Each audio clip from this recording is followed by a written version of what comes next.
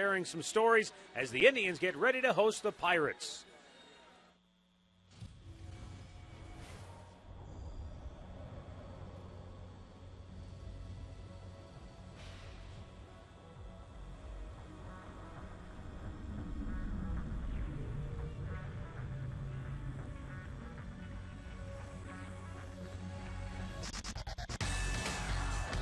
The Indians climbed back into a first-place tie last night thanks to the long ball and a return to form by Josh Tomlin. Tonight they have Carlos Carrasco on the mound. He's won 2 straight for the Tribe in 1-0 games. Tonight the Indians try to make it 2 in a row over the Pirates next on Sports Time Ohio. It's another beautiful night in downtown Cleveland as the Tribe gets ready for interleague play. It's game 2 in this 3-game series against the Pittsburgh Pirates. Hi again, everyone. Matt Underwood alongside Rick Manning. Indians get a big win to kick off the homestand last night, and they got it thanks to a resurgent bat in Carlos Santana. Rick, last night he had his 11th multi-hit game of the year, equaling his season high with his 3rd 3-hit performance. Well, Carlos Santana, for whatever reason, his eyes light up when the Pittsburgh Pirate uniform takes the mound. And last night, 3 hits. He swung the bat very well. He was hitting out of the number 6 hole. A couple of RBIs. He hit a home run. But against the Pirates in his short career, 8 for 10, 2 home runs, 6 RBIs, and you hope that continues. On the hill for the Tribe tonight will be Carlos Carrasco. He has been flat-out dominant here lately. He has the longest scoreless inning streak currently in Major League Baseball. Well, let's take a look at our pitching matchup tonight, brought to you by Jeep Brand. We don't just make SUVs, we make history. They'll be matched up against left-hander Paul Maholm. He has pitched much better than his 3-7 record. He's got a 3.12 ERA. The bullpen has given up 4 of his wins this year. But Carlos Carrasco has been on the same page as Lou Marson, who is catching him again tonight. He's been throwing the 4-seamer. He's had a very nice 2-seam fastball where he's gotten the ground ball. He's getting some strikeouts. He has pitched very well for the Indians, and he is in a good spot right now, and you want to see him continue. This will be the first time he is matched up against the Pirates. 15 1/3 innings, scoreless baseball for Carlos Carrasco, and with Matt Laporta on the DL, you can look for more Carlos Santana at first base in the interim and more Lou Marson behind the dish. We're back with the play-by-play action coming up next on Sports Time Ohio.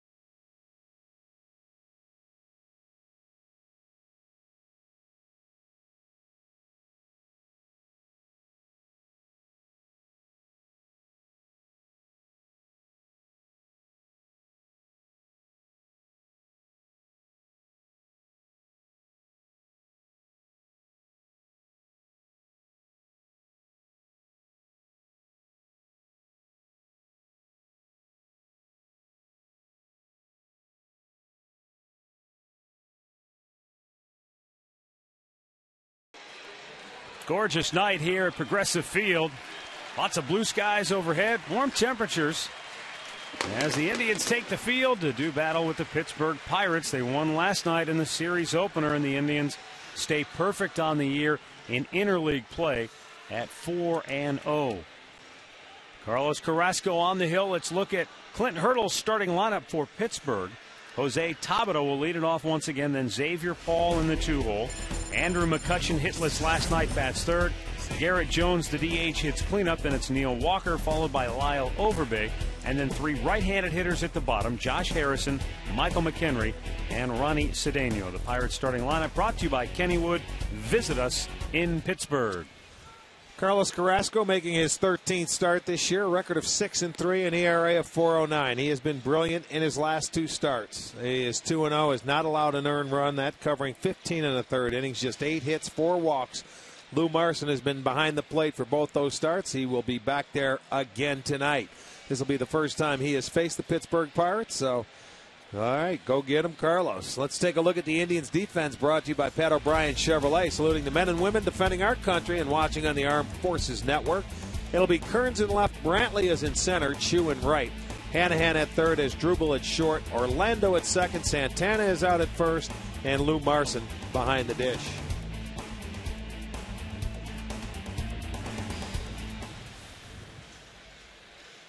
Here's your umpires tonight. Darrell Cousins, the crew chief, calling the balls and strikes. Ron Culpa, Jim Wolf, and John Tumpane on the bases. Carlos Carrasco has been as good, if not better, than anybody in baseball here of late. Remember, we told you we have to get him in that gray uniform where he is 4-0 on the road. Here in this ballpark, Carlos is 2-3 and a 5.63, but the way he has been throwing, he's had a good fastball, late movement to a lot of his pitches recently. Right, and I think you can throw out the home stats because, you know, his 2 starts ago was here, 8 1/3. Right. Scoreless, 3-hit baseball against Minnesota, and it just looks like he's been in a groove. He's been locked in. You know, he had the little stint on the DL, and, you know, he was starting to pitch pretty well before he went on the DL. And, you know, maybe a couple of rocky starts here and there. But, you know, that one start here against Minnesota really turned him around. He looked like a different guy on the mound from that point on. Tabata goes swinging at the first pitch, and as Drubel Cabrera says thank you very much, throws him out, 1 away.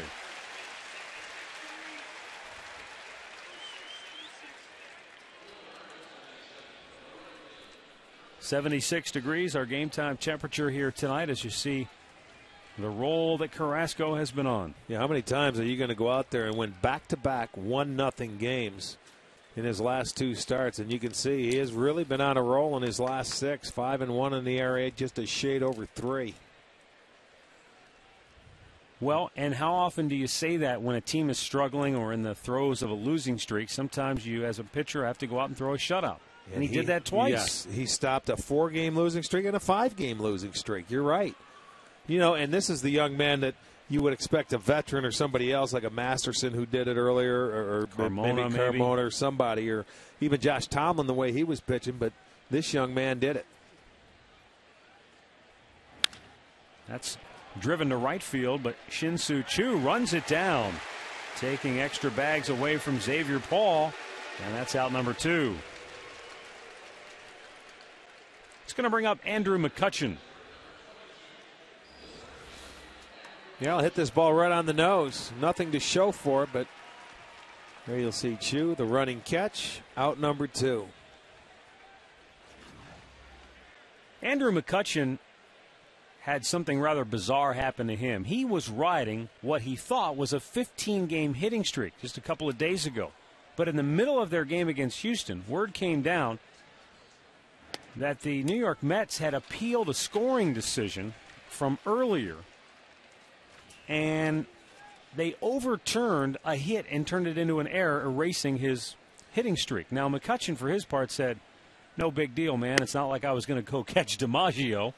But his teammates were irate, and his manager, Clint Hurdle, really liked the fact that it upset his teammates to the point that they were making noise about it. He said that's good team-building stuff because everyone to a man says McCutchen's not a selfish player. He could have truly cared less about the streak.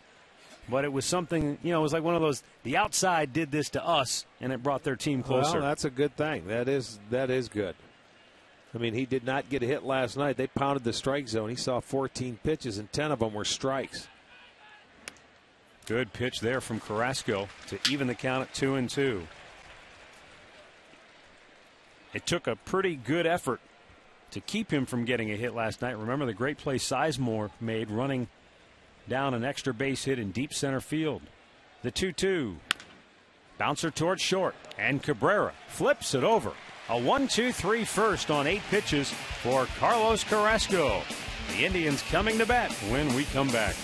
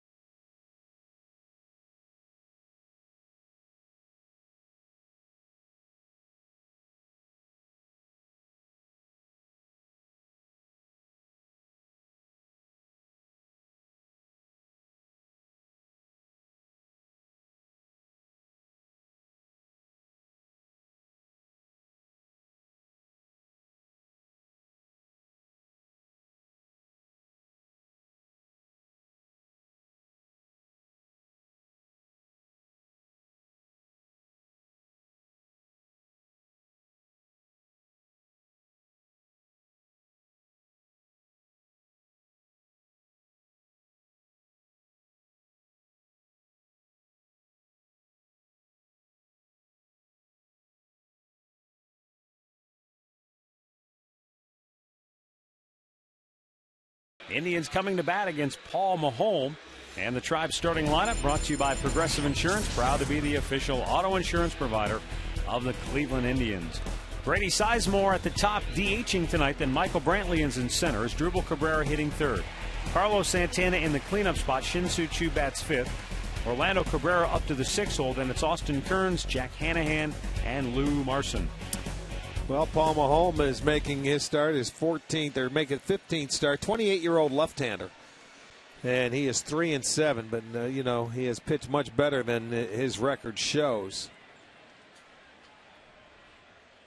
He is not overpowering. He's a guy that gets it in there in the mid-80s. Well, you look at his numbers. I mean, 31 earned runs and only 70 hits and 89 in the third innings. Right. The bullpen has given, he's been in line for a win 4 times that the bullpen has given it up. Pirates with a 3-man shift for Grady Sizemore.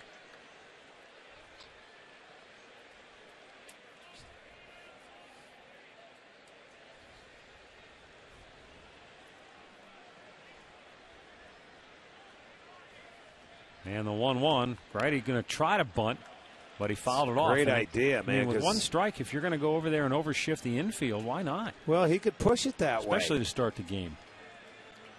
Once you get it past the pitcher, it's a lock. Now, though, a 1-ball, 2-strike count.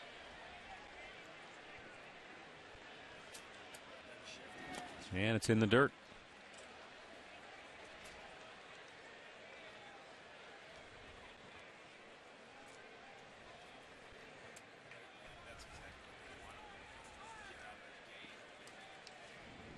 Sizemore 0 for 3 in last night's game.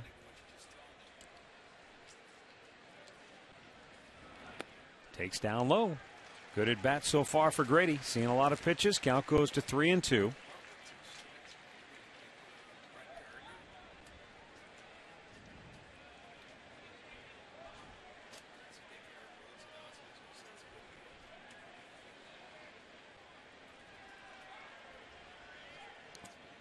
And the payoff pitch is up high, ball 4. So the Indians get their leadoff man aboard as Sizemore trots down to first. Well, let's take a look at the Pirates' Home Depot defense this evening. It's Tabata in left, McCutchen in center, Paul is in right. Harrison at third, Cedeno at short. Walker is at second, Overbay at first. McHenry is behind the plate. More savings, more doing. That's the power of the Home Depot. All right, they're telling us that officially Grady Sizemore got nicked on that 3-2 pitch. So that's hit by pitch? Not a walk, but actually just ticked him. Okay. And so a strike is called to Michael Brantley. Another look here at that 3-2 to Grady. Yeah. Well, if that's how you get hit, that's not a bad way to do it.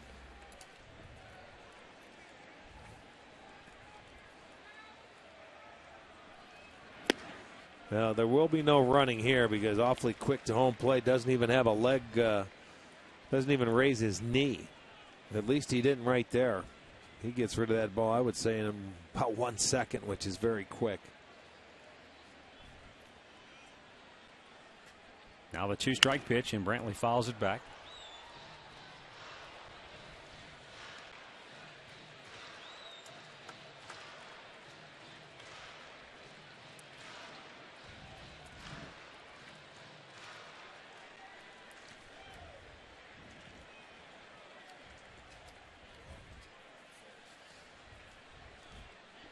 Now the 0-2 again. And again, Brantley lines it the other way, but foul into the seats.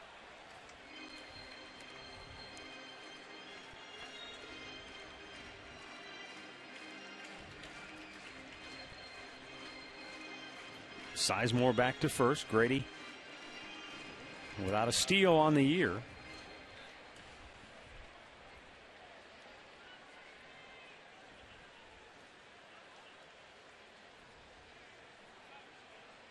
And draws a throw here, does Grady.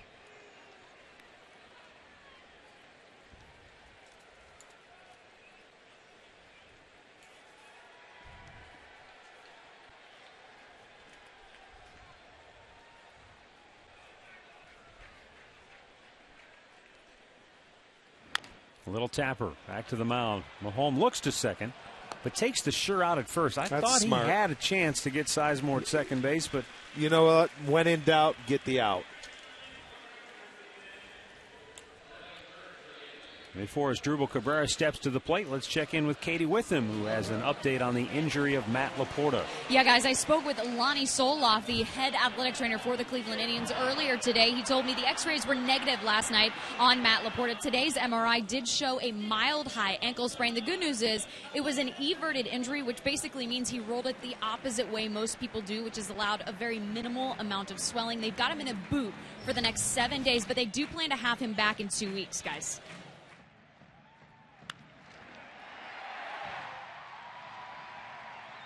Sizemore, and it gets stopped right there. So Cabrera with a base hit to right. Indians at the corners with 1 out. And Paul Mahone, after getting Brantley on the little tapper back to the mound, serves up an opposite field single. I like the approach. I really do here. Ball up in the zone, 87-mile-an-hour fastball. He just stayed on it. Now, if that's his fastball and you can take it that way, that's going to keep you back on all his off-speed pitches.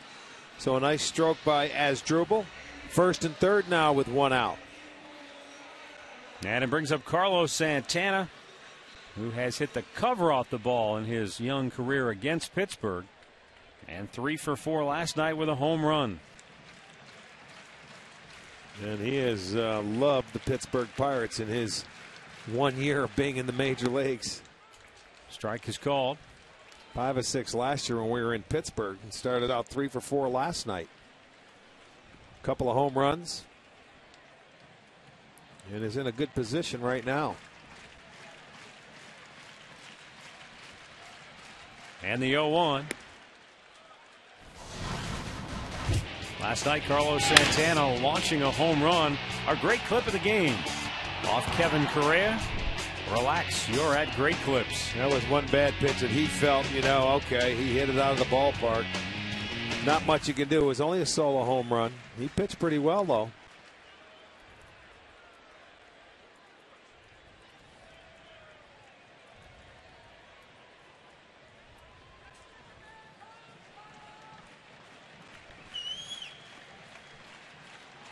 Indians trying to grab the early lead here in the first.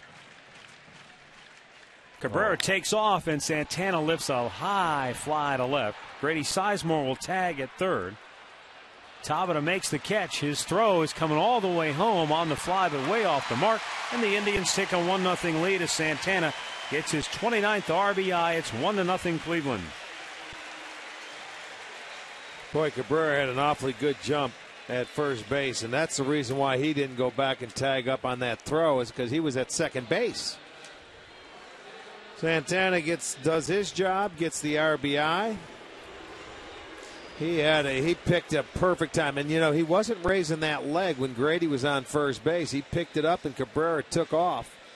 Great jump, and this is the reason why he didn't go to second. That throw way high and wide. If he was back there to tag up, he would have went to second base. He takes off again, another huge jump, and the ball pops free from McHenry's grasp. And an easy steal for Cabrera, his 10th on the year, to lead the club. And he is yet to be caught, so he's done a nice job. He must be picking something up. But he lifts his leg up again, and Cabrera just took right off. Not even a throw from McHenry. Good job, too. Do it early in the count. Chu looks at a ball outside, 2-0. Gets himself in scoring position. Now a base hit will score him. Chu 0 for 2 last night, but he did walk twice in the game.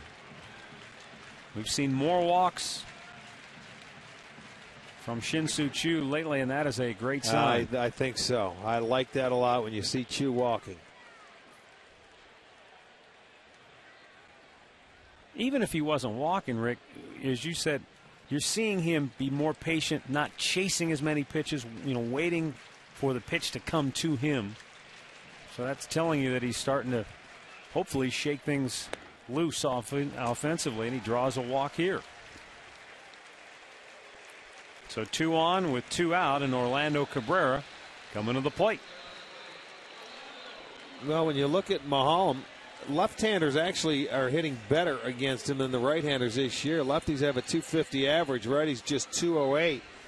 And you look at the lefties now, Grady, he was hit by a pitch on the 3-2 pitch, almost a walk, and Chu walks. Michael Brantley grounded out, so 2 out of the 3 have reached. And now right-handed hitting Orlando Cabrera. Looking for that big 2-out hit.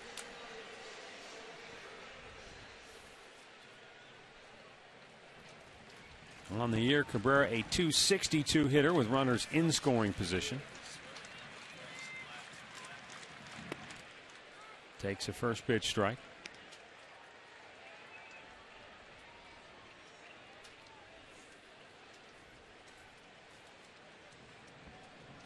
Indians began the day tied with Detroit for the top spot in the AL Central.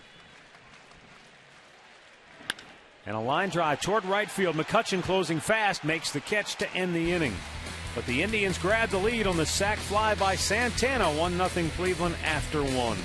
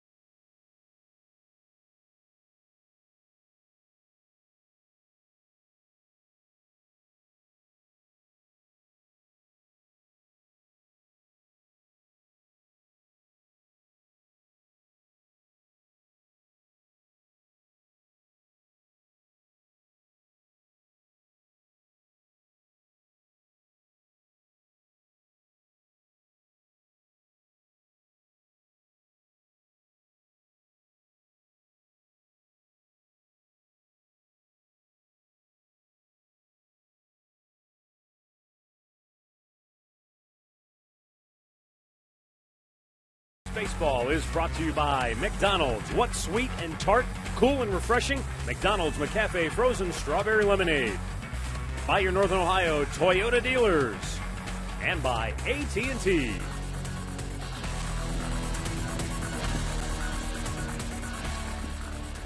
It's a 1-0 Indians lead as we go to the second inning.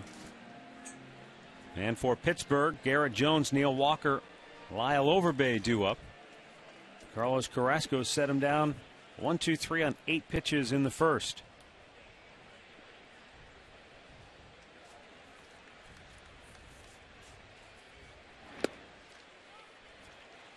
Jones looks at a strike. Jones DHing, and the reason for that, manager Clint Hurdle said, because he feels that Xavier Paul's a better outfielder. No, plain simple. Yeah, but you get both bats in the lineup, which is one good thing. And Jones certainly has a little pop. Jones is one of those interesting stories. So you're not sure if maybe the Pirates got lucky and maybe he's a late bloomer. But, you know, he was with the Minnesota Twins and just never really panned out. He had some good years in the minor leagues. He hit 30 home runs one year at AA, 24 at AAA. But when he got his opportunities to play in the big leagues with Minnesota back in 07, now granted, this was only 31 games, but he hit only 208, 2 homers, 5 driven in.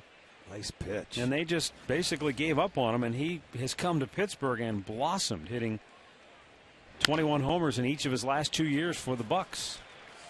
A ground out here, 1 down in the second. Let's go back to Katie Witham once again with more on Carlos Carrasco. Well, Matt, you and Rick mentioned this is his first time facing the Pittsburgh Pirates. Last night, he was definitely in the dugout taking notes the entire time on Josh Tomlin's performance on the mound. He told me he wants to follow in his footsteps in first pitch strikes, seeing a lot of those with his fastball. But second time through the Pirates lineup, he definitely wants to get into a rhythm and mix in more curveballs and cutters. Guys, let's watch for it. All right, thanks, Katie. What was Josh? 20 out of 25 last night, I believe, first pitch strikes. He was a strike-throwing machine. Yeah, he was back to his old self. And then making some quality pitches 0-2 or 1-2 when he was ahead in the count.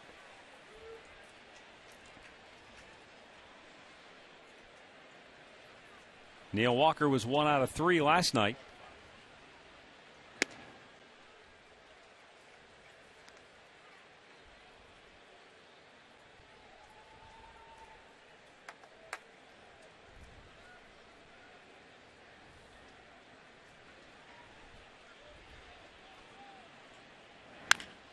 Bang foul. This guy's pretty versatile. Last year at AAA, before he burst onto the scene with this Pittsburgh club, he made, let's see, 21 appearances at second base, 14 in left field, 6 at first base, and 1 at third base.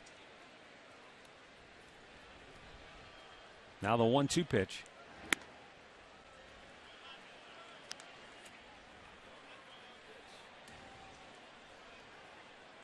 Has been a road warrior for Pittsburgh. And the Pirates have played very well on the road at 20-16 coming into tonight.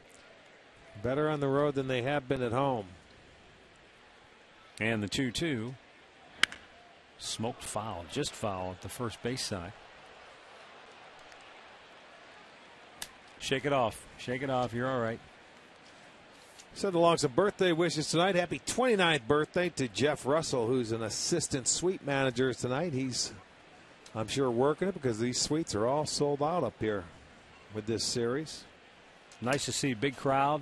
Yes, it is. We had, what, 38-5 last night? Bouncer foul again. Also a happy 82nd to Steve Derafay, a big Cleveland Indians fan. And we have some get well wishes too tonight. Get well wishes to Jim Perrine in Grove City, Ohio. He's home recuperating after some surgery. So, Jim, I know you're laid up for a while, but hope you're enjoying the game. Time called. Also, get well wishes to our own Marty Bokovitz, who's at home. Marty's home, recuperating with what I'm told is a bad core. 2-2 pitch. What does that mean for Marty? Bad back? You got a bad back. All right, Marty. So we hope you're feeling better, my friend.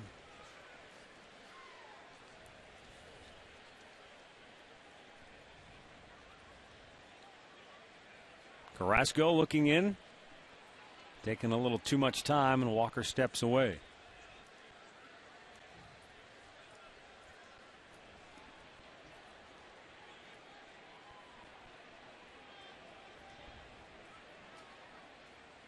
And again, time is called. Well, I mean, he's been sitting up there, and I don't know what it is, but Marson just stays right. He's not getting up and going to talk. He must want one pitch. Carrasco wants another. Let's try this again. Now the one and the 3-2. Foul back out of play.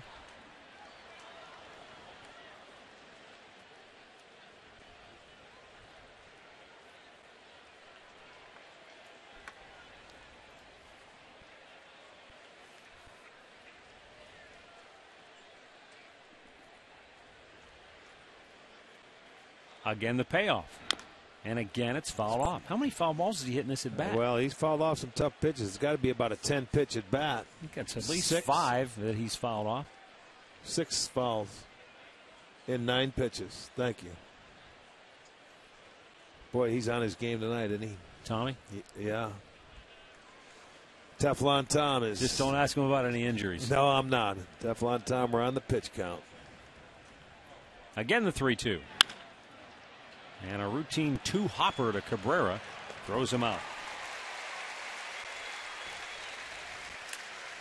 Well, you can celebrate Father's Day tomorrow when the Tribe will close out the series against the Pirates. It's Kids Fun Day with all the activities on the plaza, and kids can move it around the bases after the game, courtesy of the Cleveland Clinic. Create your memories starting at just $8. Get your tickets at Indians.com, or you can call 216-420-HITS.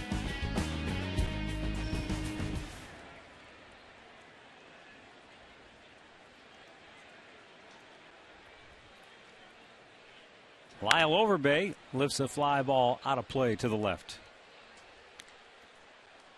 Never ceases to amaze how far and wide the reach of baseball, and especially the Cleveland Indians, goes. We've got Indians fans in Djibouti, Africa. Come on. Djibouti? I am not making this up. Adam Johns sent us a message. He is serving our country's military and stationed right now in that part of the world, so he's locked in, following us every night through Facebook and MLB.com. No kidding. Yep. 1-1 pitch. What time is it there, I wonder? It'll be the next day, huh? You got me there. I just curious. Well, it's got to be morning the next day, I would think. You want me to look it up? No, not yet. Tommy can do that. Teflon. Here's the 2-1. A little bit outside, 3 balls and a strike. He's going to get it. We got work on it, Matty. Don't worry about it. All right. Concentrate. 4 out of the first 5 Pirates batters have grounded out to Asdrubal Cabrera. So the Indian shortstop has been busy here at the outset. Yes, he has, and I like seeing the ground balls again. Like Carlos Carrasco, that means that little 2-seamers going down. They're beating the fastball in the ground.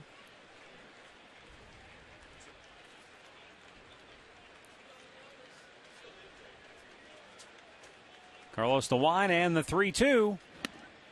And it's ball 4. So back-to-back full counts. This time he loses the hitter. And a 2-out base runner will bring up Josh Harrison.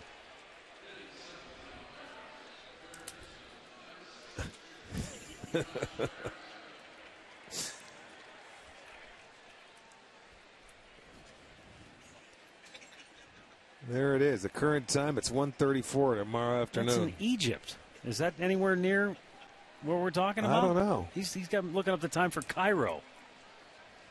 Yeah, we're looking for Djibouti, Africa. Oh, boy. Why did I even bring it up? Well, I brought it up to give Adam Johns and his guys a big shout-out. So, Adam, hopefully you're able to catch a little bit of this. Disregard the rest of it. We put our second stat man on that, and he's lost. He got on the wrong plane. Here's the 1-0. And a bouncing ball routine for Orlando Cabrera. The flip inning over. And we go to the bottom of the second. It's the Indians 1 and the Pirates nothing.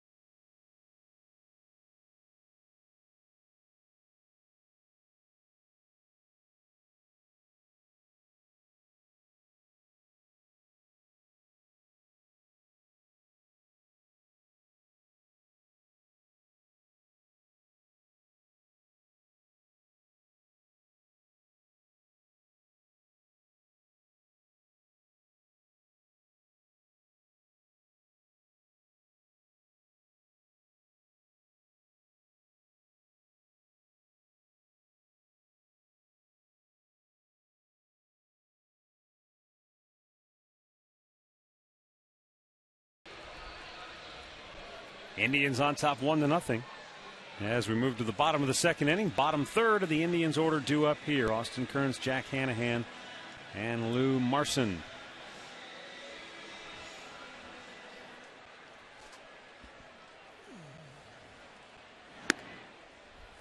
Austin Kearns looks at a ball up high. Well, while Tommy and Coach were fumbling around for it, Joe Santiamo wrote in and told us 2:35 a.m. is the time right now. Tomorrow. That's the problem. It's already tomorrow in Africa. Then they must know the score of the game, what it's going to be. Call and tell us. Yeah, exactly. If you're listening in Africa, let us know. Give us a ring. Let us know how this one turns out. It's 2-0 Kearns, and it just did catch the inside corner.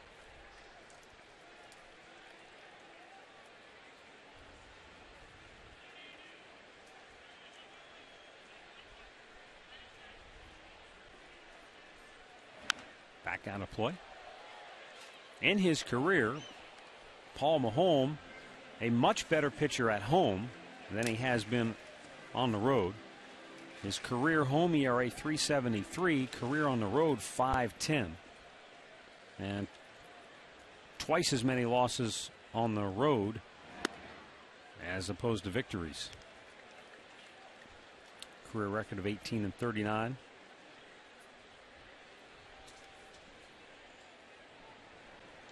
Well, both these pitchers had scoreless strings coming into today, but Maholm gave up a run in the first on the sac fly. And now Austin Kearns with a base hit in the gap to right center. I like the approach so far. That first time through the lineup off this guy. Not trying to pull him, stay on the baseball. Even the outs have been hard. Gets to a full count. He tried to run a couple inside on him, and he just slaps it the other way, spanks it. Second hit.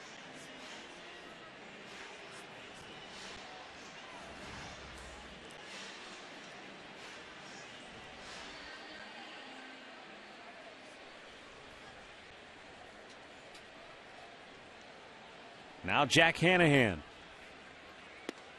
takes a strike. Hanahan did a very good job going from third base to first base after Matt Laporta was injured last night. Defensively did a nice job, but Maniac has said that primarily he'll go with Carlos Santana at first base while Laporta is injured, which means more catching time for Lou Marson. Travis Buck can also play some first base. You know, I like that. I like that. The way Marson's been catching and handling this staff with Santana at first base, I like that a lot. I mean, all things considered, with Laporta going out with the injury, he's going to miss at least 2 weeks. Well, what we've seen defensively, Carlos Santana is fine. And defensively, he's very good at first base. Just missed with that pitch, 2-1. Of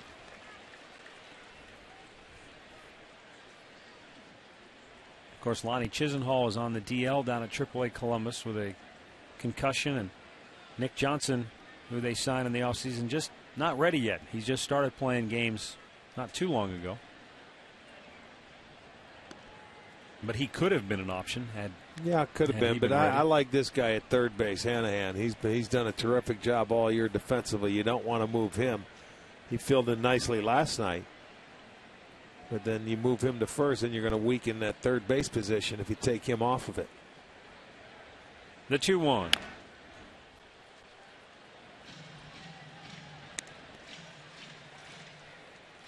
Well, defensively, Jack Hanahan has more than held his own this year. He's been, at times, spectacular with the glove. Offensively, he's had his moments. The set on the 2-2. Tap towards short. Cedeno will go to first. That's his only play. One down. Austin Kearns gets into scoring position. Our minor league report is brought to you by Kia. Lonnie Chisenhall went on the DL with a concussion. The injury occurred when he was sliding into third base, as you see there on the graphic last Saturday. And obviously it's very unfortunate for Lonnie because this is a year where he was hoping to make the kind of impression that could get him to the big leagues. Harrison on the run makes a fine play to take care of Lou Marson, 2 down.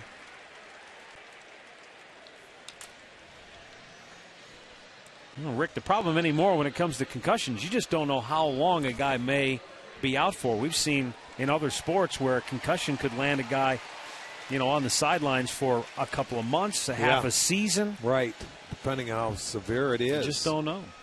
I was curious, and we haven't found out yet. I'm sure we probably can if he was going head first into that slide into third base. Or whether he took a knee or something like that, we'll have to check it out. But you're right, you don't know how much time he could miss. Grady Sizemore pitches outside for ball 1. Our buddy Jim Rosenhaus was trying to explain to me how someone else explained to him what happened to Lonnie Chisenhall, but there was a lot lost in the translation, so I can't really help you out. The 1-0. Good breaking ball. Grady Sizemore was hit by a pitch on a 3-2 delivery to start the game, and then he wound up coming all the way around to score on a sac fly by Carlos Santana. Runner at third, 2 down, and the 1-1 to Grady is grounded first base side, fair ball down the line. It gets by Overbay. Scoring is Kearns. Sizemore into second with a 2-out RBI double. 2-0 Cleveland.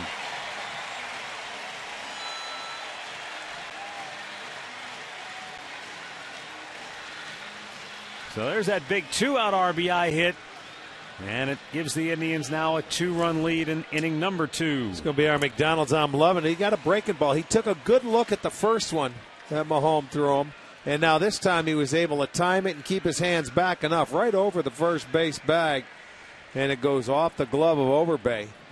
He deadens that ball. Grady can easily cruise into second base, make it a 2-0 ball game. 2-out base hit. Now we'll see if some guys can relax.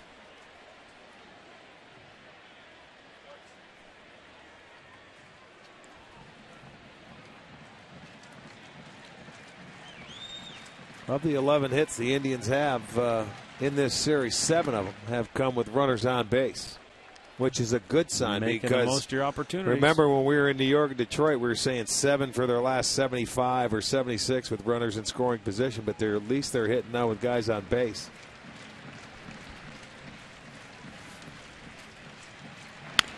Bouncer in the hole. The shortstop Cedeno backhands it, and his throw is on the money to retire the side. But the Indians tack on another run through 2. The Indians lead the Pirates 2-0.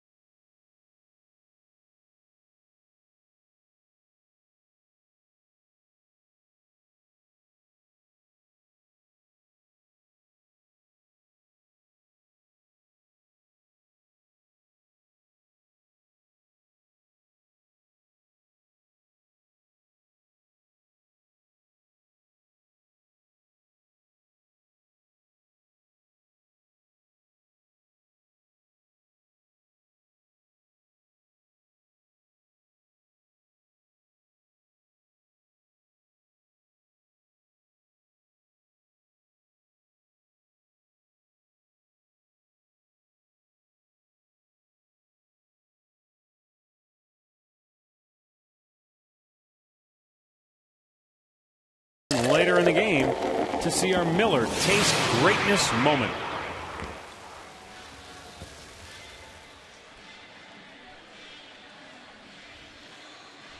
So far, this crowd has been treated to a couple of runs early from the Indians. One on the first, one on the second. And Carlos Carrasco, 2 innings of shutout baseball. You were talking about the Indians getting it done with runners on base, getting your hits when you have people on base. And as you pointed out, so often was the case on that last road trip, we didn't get a base runner until there were 2 outs, which makes it That's doubly tough to difficult. But I was looking at this note before the game with Carlos Carrasco. In the last 2 games, batters are 2 for 12 with runners on base. Yeah.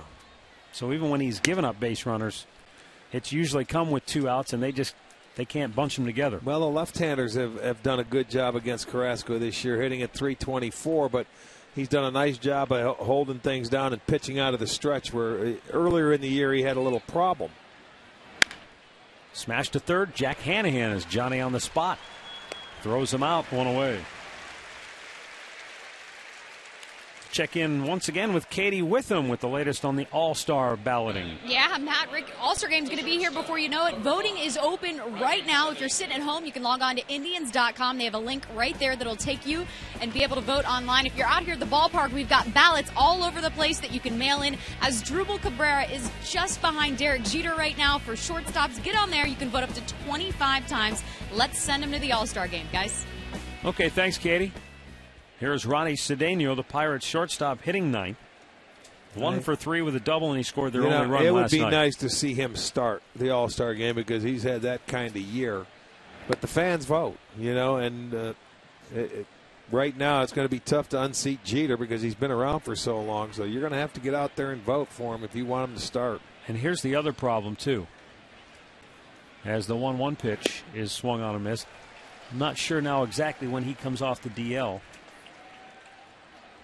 But he went on when we were in New York, so 2 weeks from then. It's going to be the end. So I wonder, that actually might work in Asdrubal's favor then.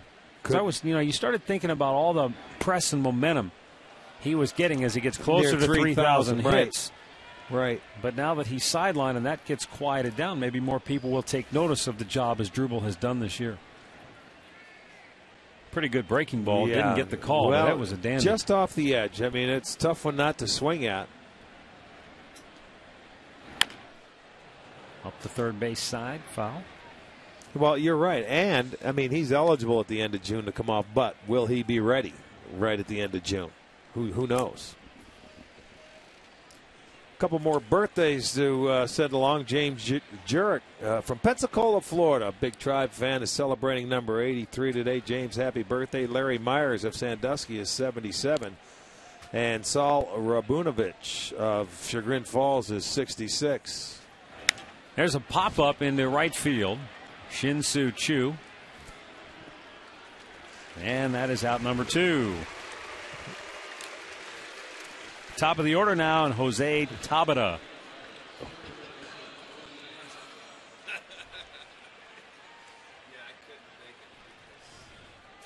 Tabata grounded out to short his first time up. Now 0 for 5 in this series.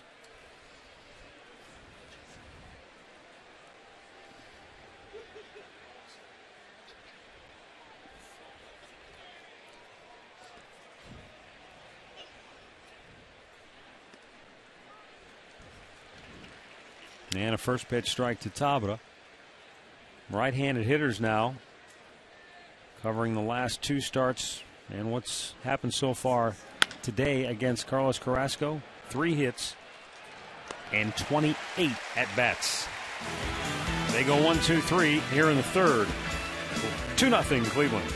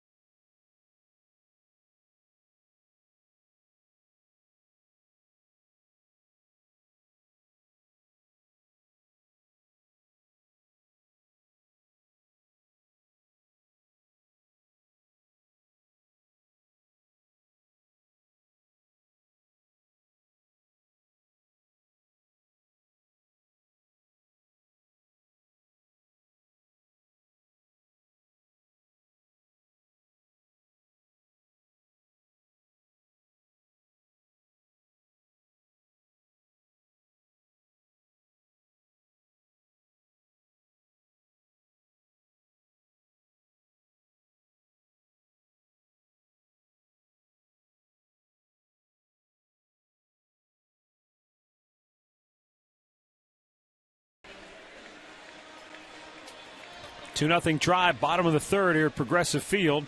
As Dribble Cabrera, Carlos Santana, and Shin-Soo Choo due up for the Tribe.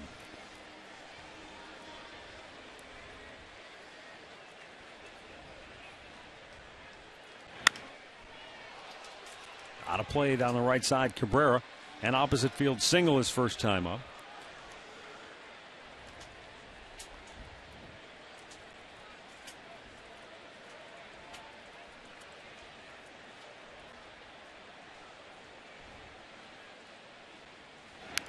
Popped the bunt up, and a great hustling effort by McHenry, but he couldn't get to it. That was good effort. Very good hustle. I mean, he gave everything he had, and he needed to be about 1 foot taller, and he would have made a beautiful catch.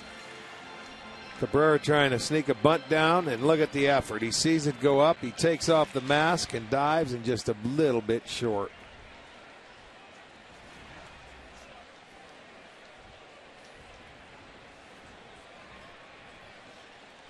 And the 2-strike pitch. Back out of play.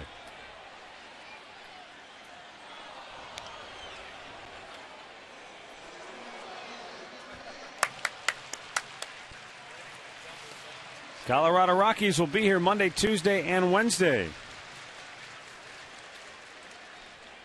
They began the day game below the 500 mark, but they'd won their last 3 in a row. Now Cabrera with a liner toward left. And it stays up for Tabata to grab for out number 1.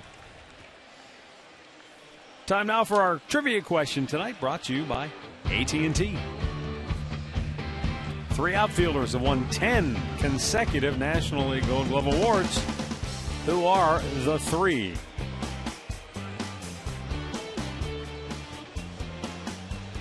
thinking Roberto Clemente might be one of them. I'm thinking you're probably right. Stand now the man? keep it to yourself. All now, right. come on. Okay, Don't be all giving it away, please. We talked about this last night. Enough. Carlos Santana drove in a run at first with a sacrifice fly. I think Alex Trebek's job is safe from you anyway. Bouncer to third. Harrison takes care of Santana, 2 down. Right now at STOHD.com, you can get a $25 gift certificate from Cadillac Ranch in downtown Cleveland for just $12.50. Enjoy happy hour in one of their 8 bars with 32 flat screens. Take a shot at riding the bull if you like. Cadillac Ranch, an All-American Bar and Grill right in downtown Cleveland. Log on now to STOHD.com and get your $25 gift certificate for half price.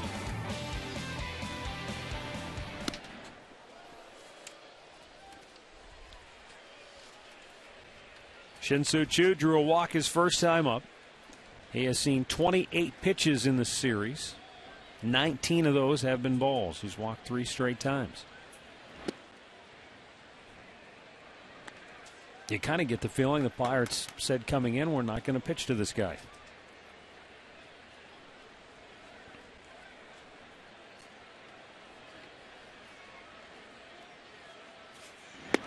Checked his swing, but he went, says home plate umpire Darryl Cousins. And now Harrison rolls from third base over toward the right side of the infield for the shift.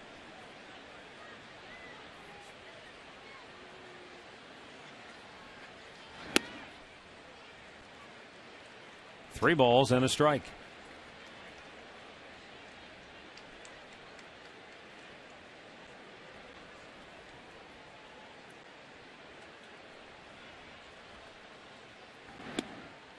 Just did catch the inside corner, and it runs the count to full.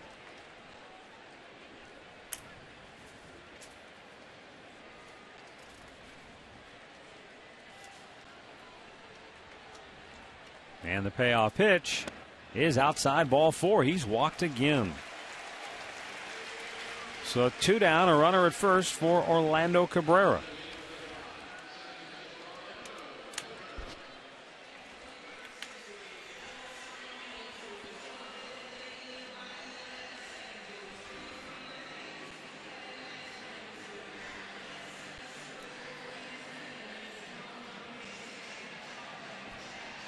Last year, Pittsburgh spent their second-round pick on a young pitcher by the name of Stetson Alley, who local fans may be familiar with. Stetson pitched for St. Edward High School, and native of Olmsted Falls, and he's going to make his professional debut for the State College Spikes on Monday night.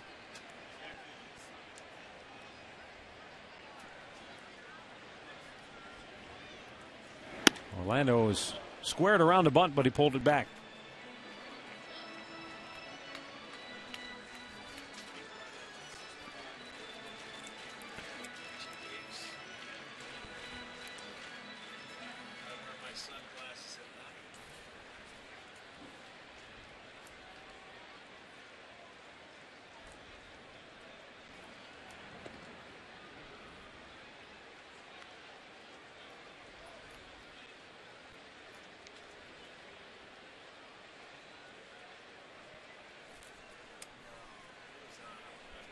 Orlando Cabrera flied to center his first time up. He hit the ball hard, but McCutcheon made a nice running catch to end that first inning when the Indians had 2 on with 2 out after they had already plated a run. They scored a run with 2 outs in the second inning.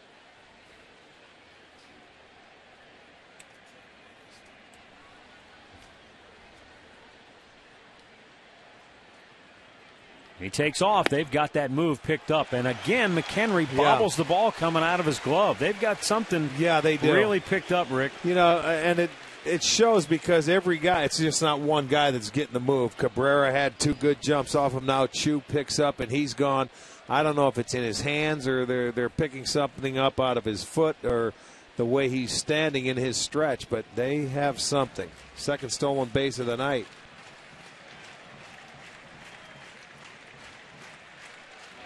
Bounced it in front of the plate. A good block by McHenry. Chu already in scoring position now for Cabrera.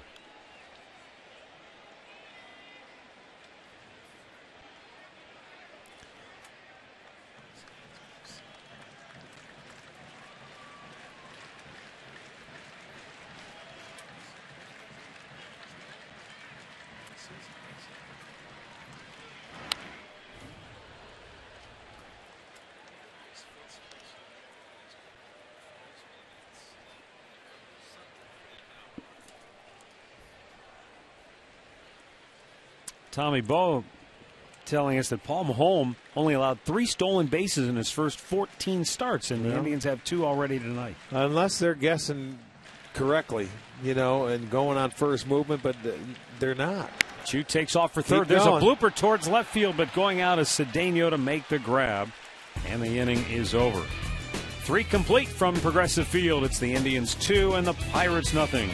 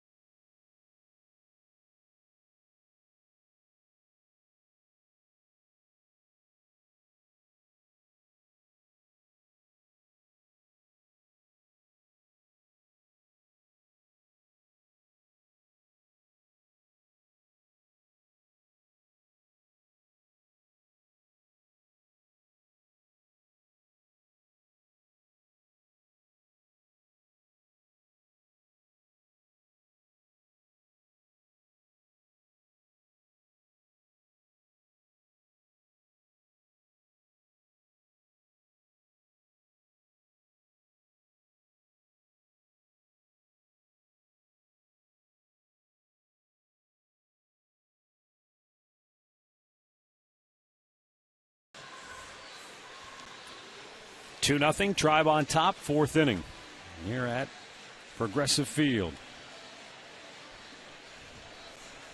For Pittsburgh, Xavier Paul, Andrew McCutchen, and Garrett Jones.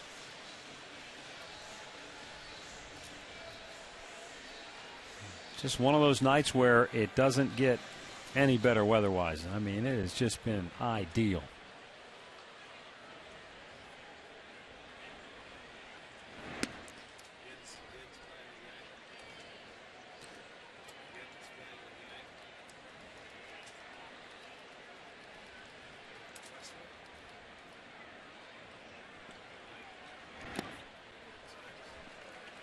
Paul flied to right his first time up.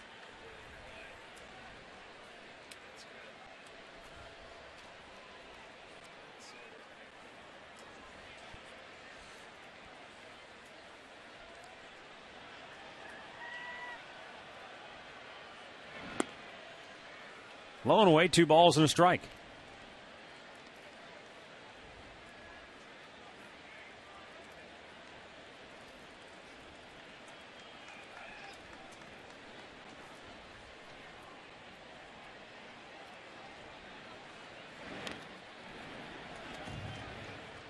He'd foul that off, didn't he? He sure did.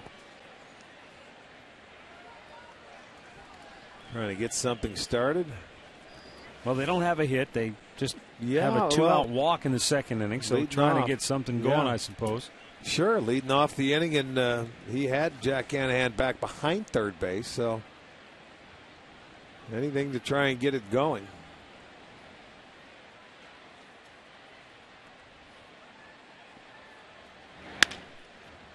Routine bouncer towards second base, and he has had the Pirates beating the ball Yeah. into the ground all night long. Ground ball machine, huh? Let's go back to the studios for an in-game update. Here's Al Pulowski. All right, Matt, Rick, let's go to Minnesota where the Twins taking on the Padres for the 2nd consecutive night.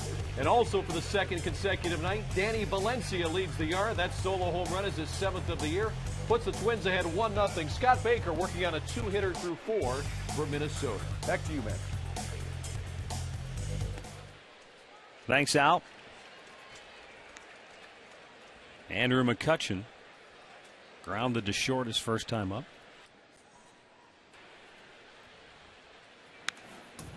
Right back to the screen. It's 0-2.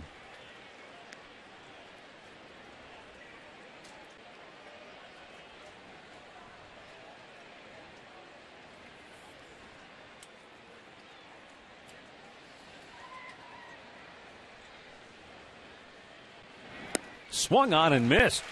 Boy, it only took 3 pitches that time to dispose of one of the best Pirate hitters. 2 down. First strikeout for Carlos Carrasco. Well, you can see that slider on the right-handers. That's just off the plate, but when you're ahead in the count, you can expand their strike zone. He does just that. Gets his first strikeout on an excellent pitch.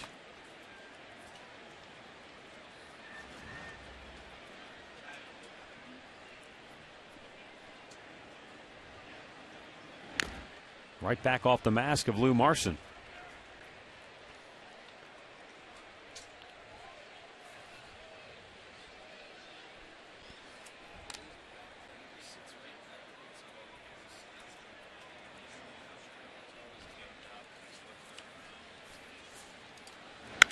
There's a high fly ball left center.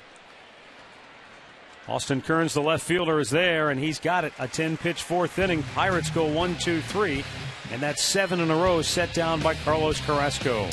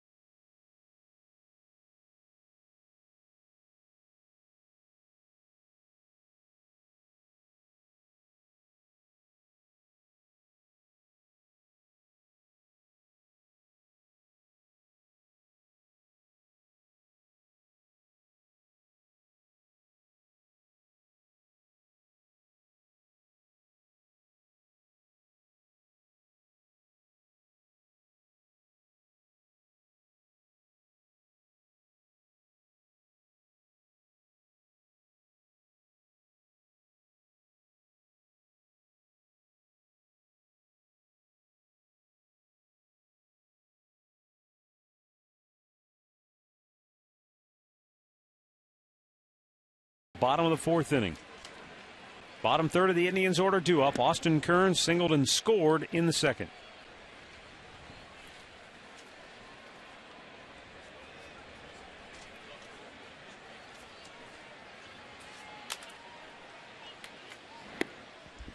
Inside corner, a strike, 0-2 the count.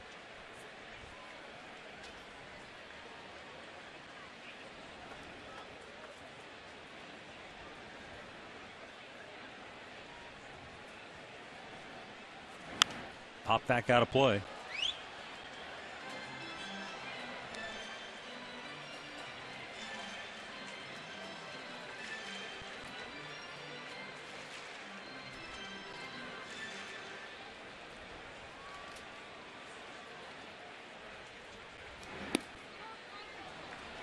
Strike three at the knees, although Kearns says, I thought it was low. First strikeout from a home. And that's one down here in the fourth inning. Yeah, wrap that breaking ball around. They were sitting inside, but he throws the backdoor variety, and he gets the call. That ball was right there. Tough one to hit. 0-2. Yeah, second look, that was right at the knees. And Jack Hanahan pops one up, foul ground. 2 quick outs now all of a sudden. Our scoreboard update brought to you by your Northern Ohio Ford dealers and the all-new 2012 Ford Focus. Ford, drive one. Colorado and Detroit underway. They're in the first inning. Out in the Mile High City, White Sox and D-backs underway in Arizona. Chicago began the night 5.5 games back. They've lost their last 3. And, of course, Detroit beaten by the Rockies last night. Tied with the Indians for the top spot in the AL Central.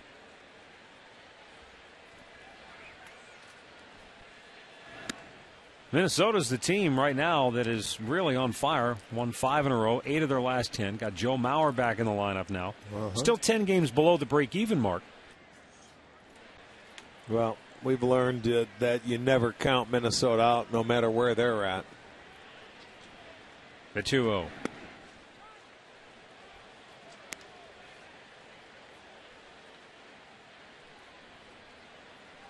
But they're going to have to maintain a really heavy, steady pace. They're going to have to really, really play outstanding baseball. The 2-1. And even if they do that, they're going to need help the Indians, along the the Tigers, way. the White Sox. They're going to need all 3 of them to really scuffle for a prolonged Kansas period City of time. Too. Yep. Because they're going to get their chance at every team. 3-1. Lou shoots it back, full count. But you're right about one thing, still a long way to go. We're not even to the All-Star break yet.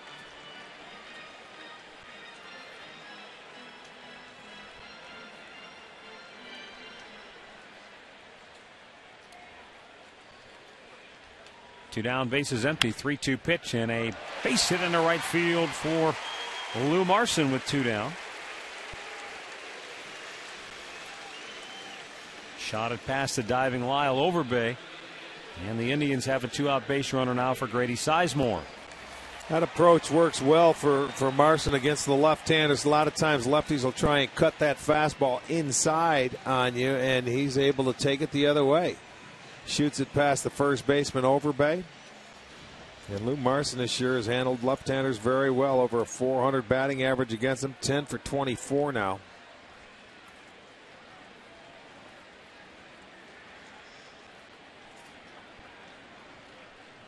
Now he got him scared. He's thrown over to first base with a catcher on.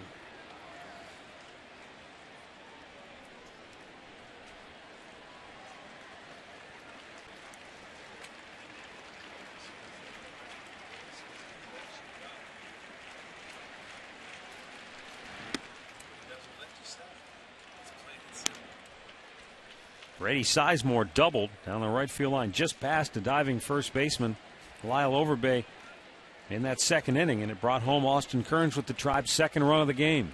Well, that's the only ball that has been pulled from the base hits tonight. Every other ball has gone the opposite way on their approach. Up the middle, though, he busted his bat.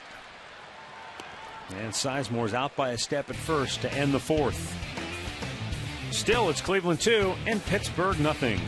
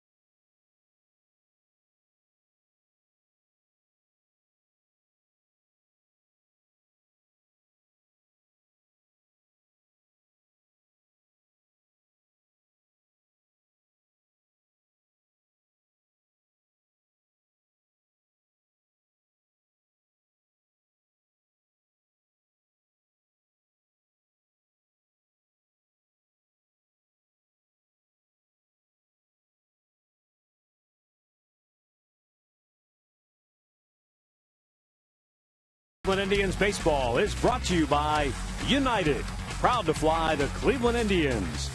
By your Northern Ohio Hyundai dealers, it's time to join the Hyundai movement. And by Panini's, get overstuffed at any one of 18 locations in Northeast Ohio.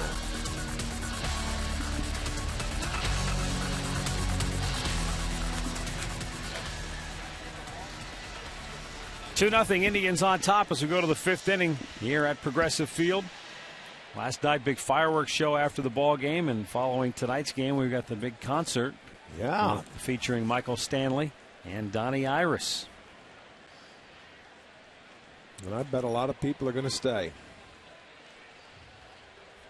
Perfect night for it, that's for sure. Yeah, it really is. Cool enough where you don't have to worry that wind blowing in. A little different tonight than it was yesterday.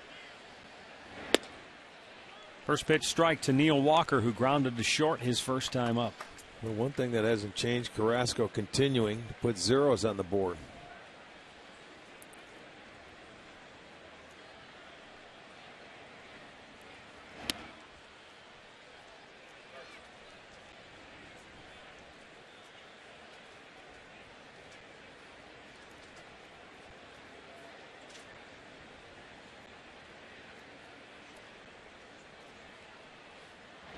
Breaking ball and a good one right over the outside corner at the knees.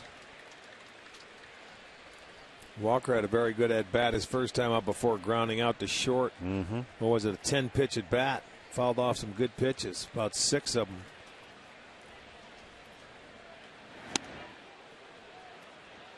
He literally in that at bat couldn't throw anything by him because every strike was a foul ball in that AB.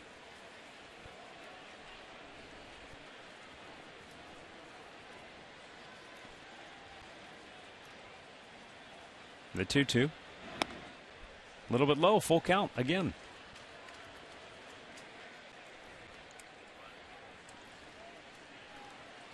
Lyle Overbay coming into focus in the on-deck circle. And the payoff pitch. Swung on and missed. Second strikeout for Carrasco. One down here in inning number 5. Check out this breaking ball on the Time Warner pitch tracker. Nice pitch. That wasn't a breaking ball. That was a changeup. Off speed. You can see he is out in front. His second strikeout today.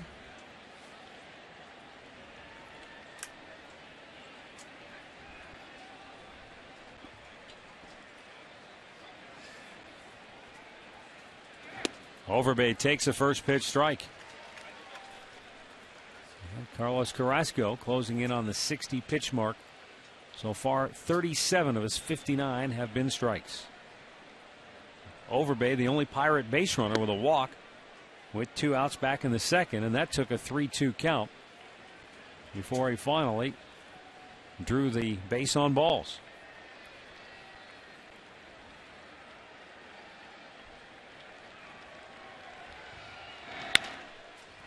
Grounded towards second. Orlando Cabrera scoops it up, throws him out, 2 down.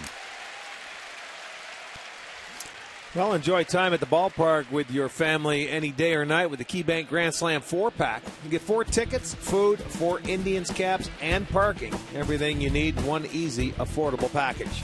Visit Indians.com to purchase your tickets.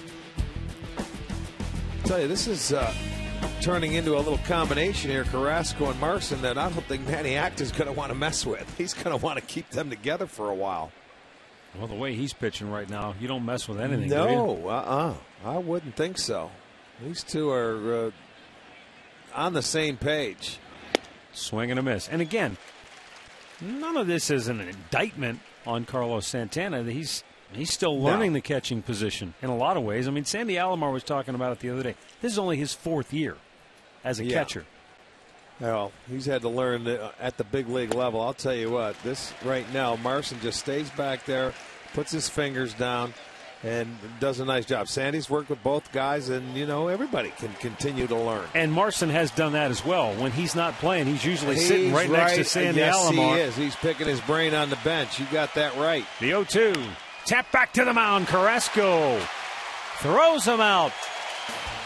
10 in a row set down by Carlos Carrasco. 2-0 Tribe. We're halfway home.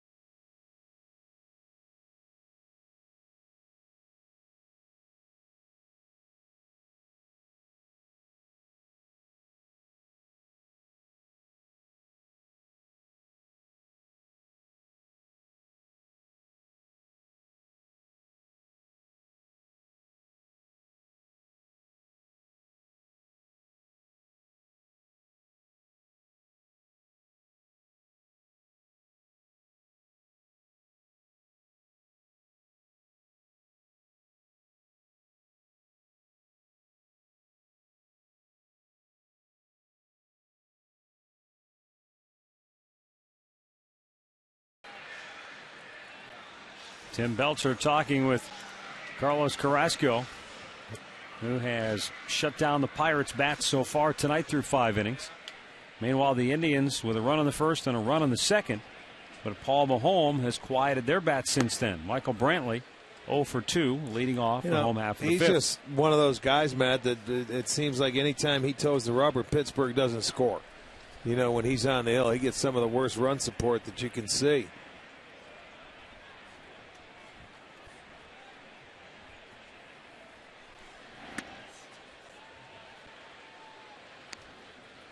One ball, one strike.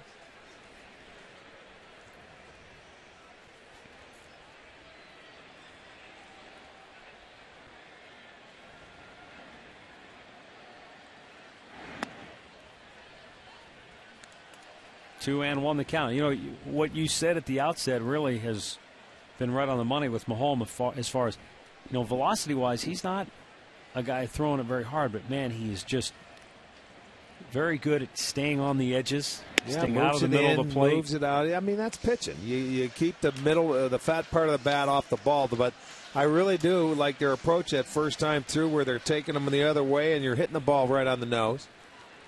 You know, the Chu's taking 2 walks. He's hit a batter on the left-handers. And I mentioned that left-handers have a little better BA against them this year than the righties.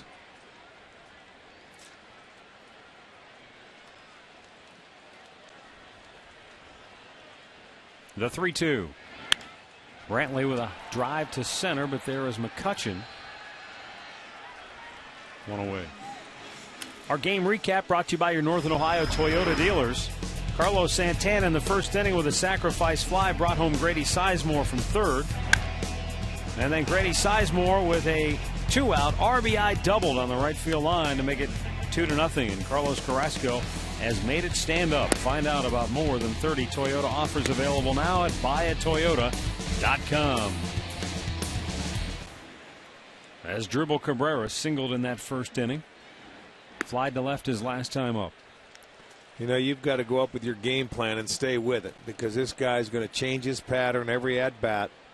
Never give you the same pitch twice. Cabrera's had a nice little approach tonight. Back to the mound. Maholm with an easy play. 2 away.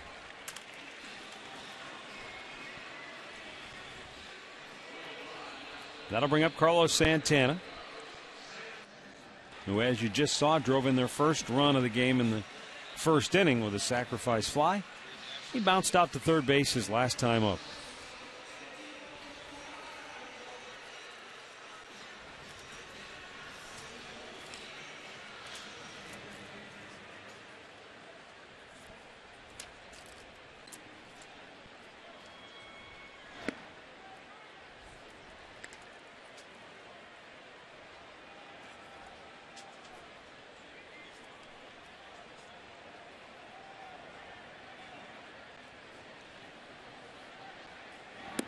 Down too low, and the count evens at 1-1. A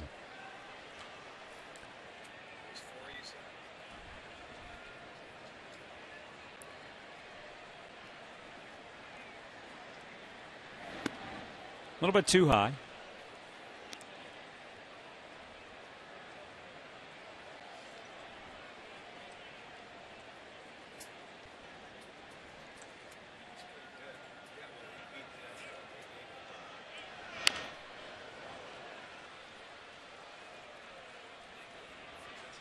Two balls and 2 strikes with 2 down here in the 5th.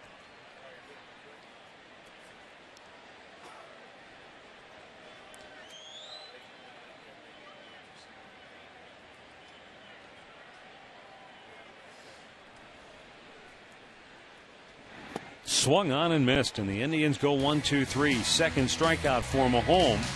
5 complete. It's the Indians 2 and the Pirates nothing.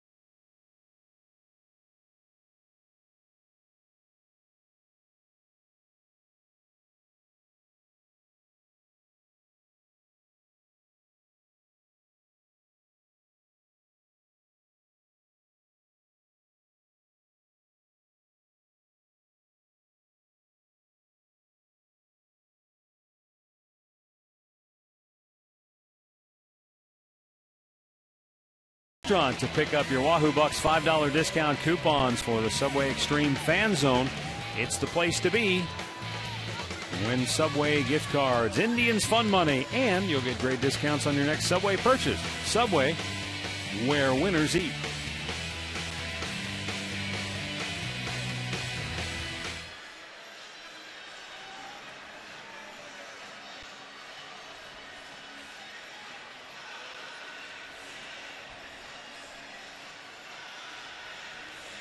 Two 2-0 Tribe on top. Here in the 6th inning for Pittsburgh, Michael McHenry, Ronnie Cedeno, and Jose Tabata. Yeah, he has only faced one over the minimum. 13 first pitch strikes for Carlos Carrasco tonight.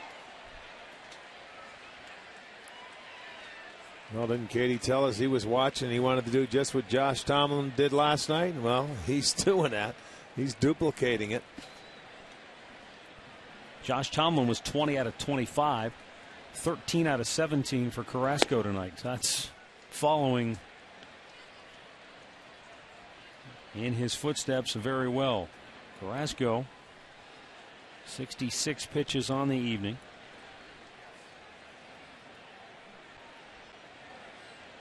And the 1-1 in for another strike.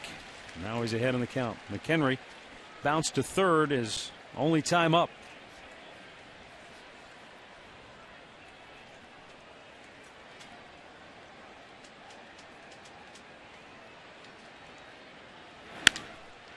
Line to second. Cabrera knocked it down, couldn't come up with it. And the Pirates have their first base runner. And Cabrera throwing the ball up in the air as if to tell the official score. That should be an error. Well, he just felt he had it. But they've already ruled it a hit. No, it's a hit. He hit it right on the nose. Cabrera, what happened? He jumped up and he was trying to corral it and get it in his glove.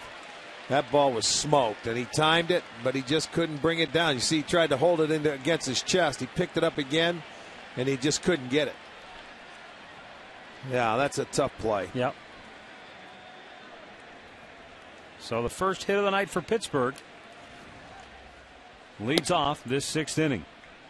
And now Ronnie Cedeno, who flied to right.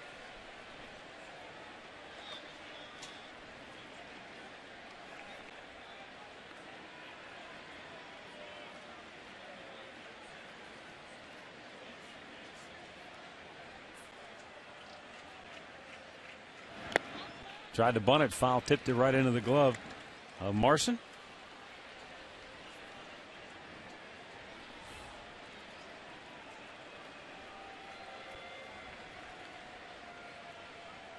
Well, as many ground balls as Carrasco has given up tonight, I wouldn't be surprised to see the runner start to stay out of a double play instead of bunting. Even though that's the catcher on first base, he has had an awful lot. Let me see.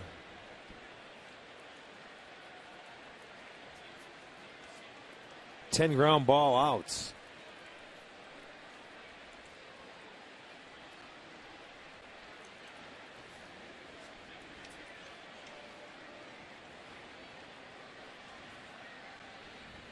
And the 1-2 popped in the air, routine for Chu. One away. And let's go back to the studios right now for another in-game update with Al Pulowski. All right, Matt, I-70 Series, St. Louis, Kansas City. The Royals a winner last night. Tonight, our old friend Jake Westbrook on the hill. And Matt Trainer goes yard here in the 4th inning. His 3rd home run. That ties the game. It's 3-3 now. They're in the 5th inning in St. Louis. Back to you, Matt.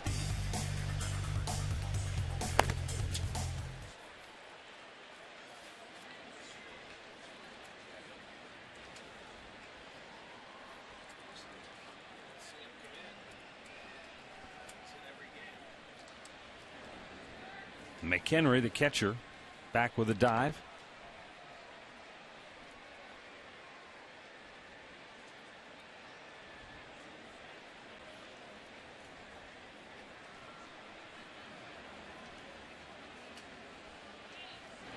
Swung on and missed. Really out in front was Tabata.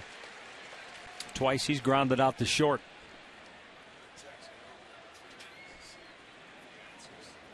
Carlos Carrasco pitching a gem so far here tonight. But like every game he's pitched here lately, he doesn't have much margin for error. And the 0-1 in there for a strike ahead, nothing into the count.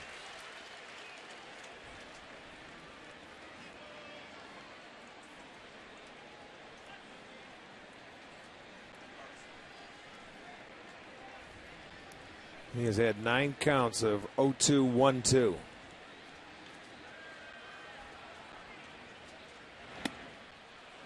Tabata able to lay off outside. It's really been fun to watch Carrasco, I think, Rick, come into his own. You know, as a young pitcher who we watched when he first came up here, looked overwhelmed. Then the next time we saw him, looked like a completely different, more relaxed, more confident pitcher. And then this year, you know, he's carried it over, had a little bump in the road with the DL stint, and knocked around a couple of times where your confidence can be shaken. But this pitcher, the last 3 times out now, is the guy that we've heard so much about as far as the potential he has. He's going to get much better.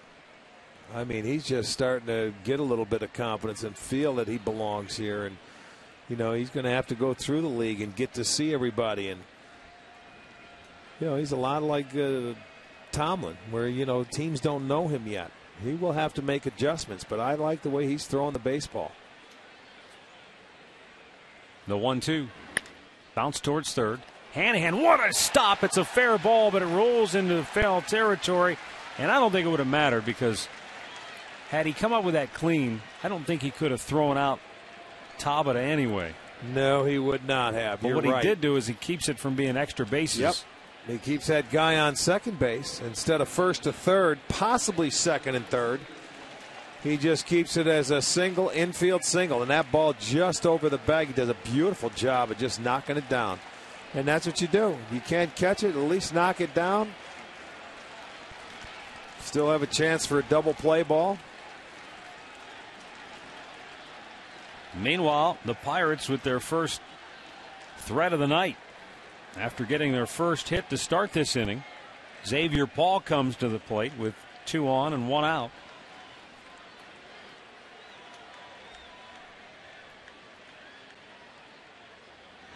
Swung on and missed.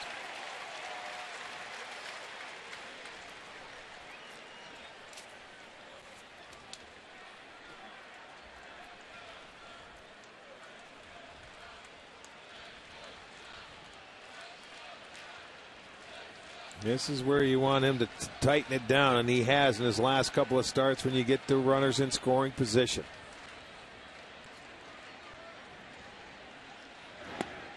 A little bit low.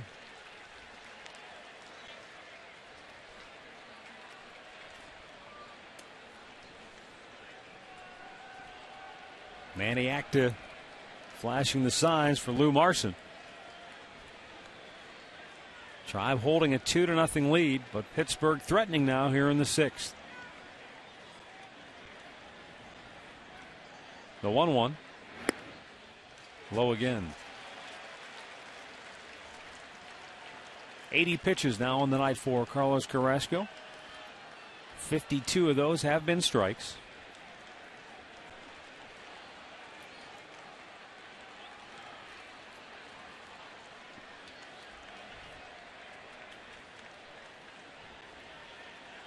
Trying to get that 2-for-1 ball right here.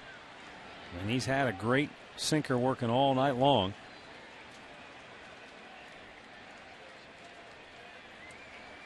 Ten ground ball outs.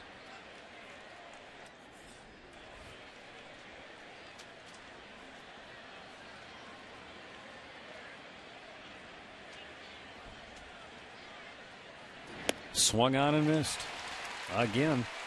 And it's 2-2. Comes back. He's behind in the count, and this is what I like. He throws the breaking ball. He doesn't give in and throw the fastball. Not only does he throw it, puts it in a good count. Yeah. It was down a good place, location, down out of the strike zone, and you could see the hitters. They're looking for the fastball, but he went after and chased that breaking ball. Gets the count back to even.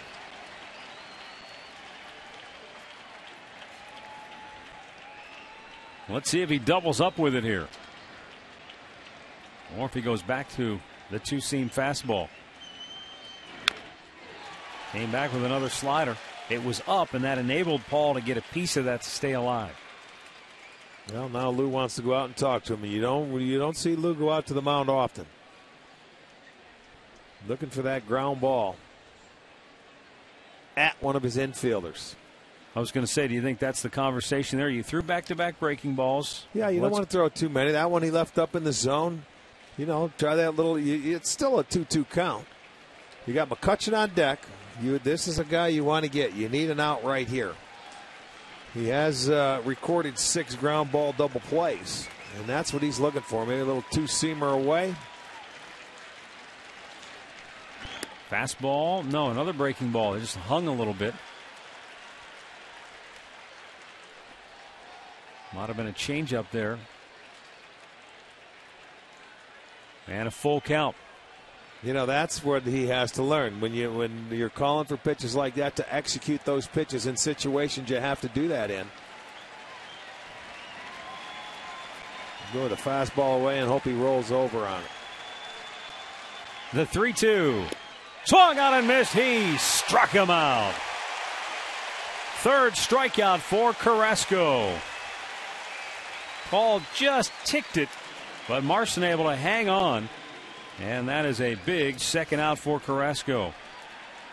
Well, he come at him for the full count. There it is. It's something off speed. Looked like another slider, huh? I don't know. Goes straight down.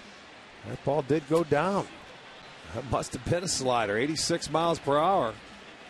But he got him on the full count, and here comes Tim Belcher. He's talking to him now with McCutchen. Now remember, he did get McCutchen on 3 pitches in his last at bat, but now is the time when you really have to get him. And Tim Belcher is going over it right now. Indians bullpen is busy as you speak.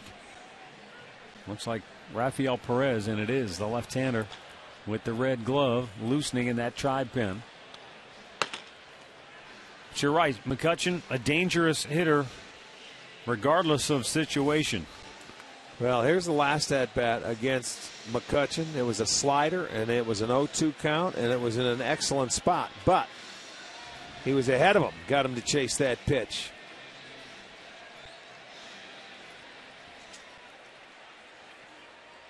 One more out to go in this 6th inning.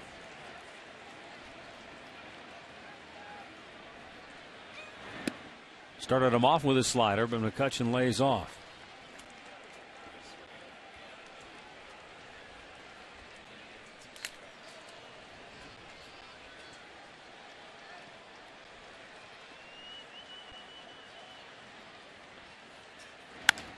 Out of play on the right side to even the count at 1-1.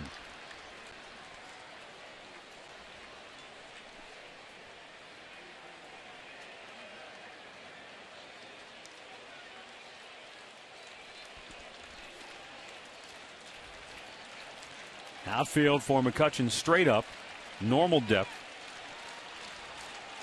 Infield, back normal depth as well.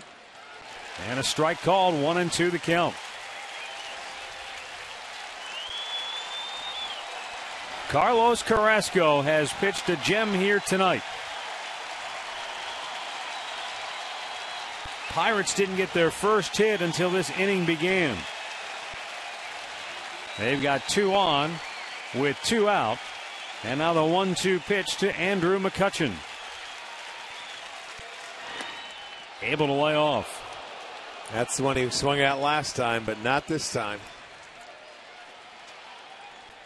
You get those hitters, in situations. He was able to get them. Nobody on.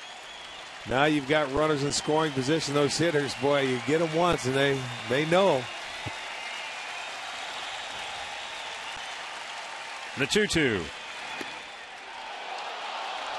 Boy, he really muscled up that fastball, 95 miles an hour. You're right on the outside edge, but just off the plate.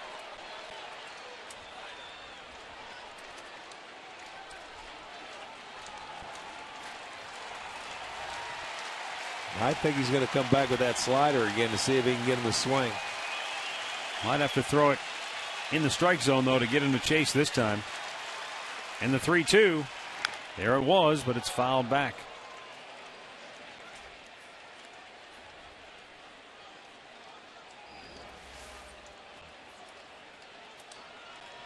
Yeah, it sure did. That looked like a little backup slider.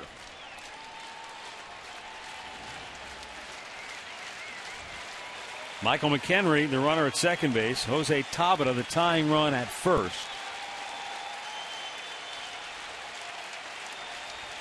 Carrasco shook one off, agrees with the second, and the 3-2 pitch is swung on and missed. He came back to his bread and butter, that electrifying slider, and he strikes out McCutchen for the second time tonight. Pirates strand a pair, 2-zip Cleveland.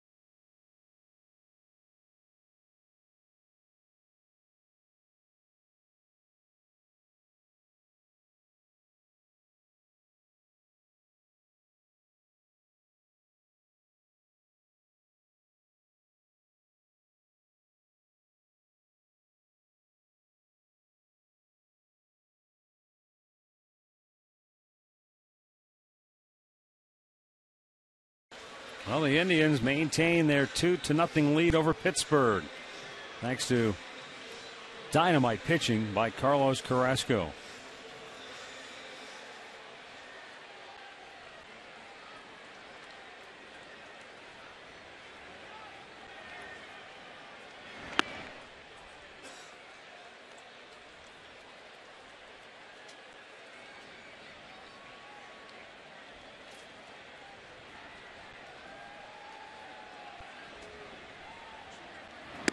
Chu checks on a ball up and in. 2 balls, no strikes.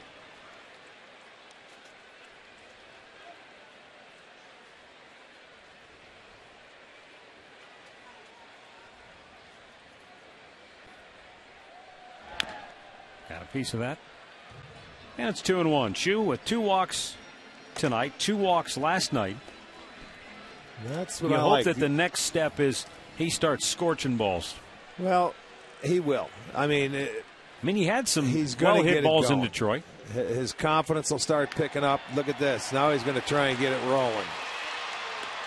Punted it not hard enough, though. Yeah, he needed to push it a little bit harder. And a nice play by Mahomes. Yeah, he bounced off the mound quickly, didn't he? You know what? I mean, there's nothing wrong with that, but you see what you're doing here. You're messing with their mind. You're taking him out of his game. He didn't really, I don't think, go up there and think about bunting. But when you see that shift, you got to punt it and push it a little harder.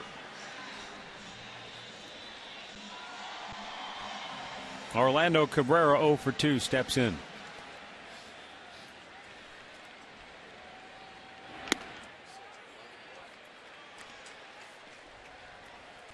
Cabrera flied to center to end the first inning, and he popped up to short to end the third. Both times with runners in scoring position. There's a high fly ball, left field, down the line, into the corner, and it is gone. It is gone. A home run for Orlando Cabrera, his third of the year. Keep going. A solo shot just did clear the wall in left field, hit off the railing, and carry him back down onto the field of play. Orlando Cabrera makes it 3-0 Indians. Wow, it just got up there right about the railing, didn't it? That ball he left, he didn't quite get it inside. This home run replay will be brought to you by Great Clips, Great Needs, Great Deeds, Great Clip.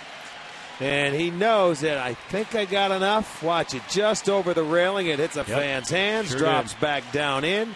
But it was definitely over the line. And there's the call. It is a home run. Nicely done, the third for Orlando Cabrera. Now you're going to get an argument, but that certainly was over the line. I think Clint Hurdle just wants to see what John Tumpane has to say. He made the call, and he wants to make sure, and I think they've convinced him, well, maybe not. They're going to all get together now. Well, they did it last night on Hafner's ball. But he had a really good look at it, and he never really hesitated. But you'll see the fans. It's not like they're reaching over. There's that's about 3 feet high over that yellow line, and the hands come out. That would have definitely hit the railing there. Yep. No replay necessary here as the umpires convene. They talked it over. Yeah, they knew it was over. They got a good look at it. And he just wants to get his point across. They did look last night. They made a replay. They got it correct on Hafner's ball that hit the yellow line. They got that one correct without having to look at the replay because that one was definitely a home run. So it is 3-0 Tribe.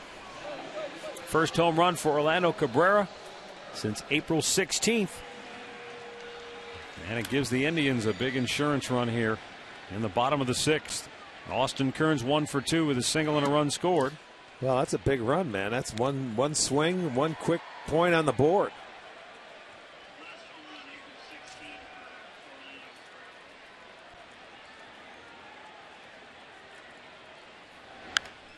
Kearns jammed, rolls one towards short. Cedeno tried to barehand it. That had too much spin. And Kearns is safe at first. I don't know that he needed to barehand it. No, he got jammed so much that ball had spin. I agree with you. I think he made it a tougher play on himself trying to barehand it. That's knowing the runner that's going down the line. He'll be credited with a base hit. But watch this ball spin once it gets there. Let's you make the decision. You see that ball bounce back, and it's almost like it hit and checked up a couple different ways. I think he had it in his mind he was going to go glove all the way. Then that ball takes off on him. So maybe he made a change in his decision. It'll go as a base hit, though. So Kearns with 2 singles today.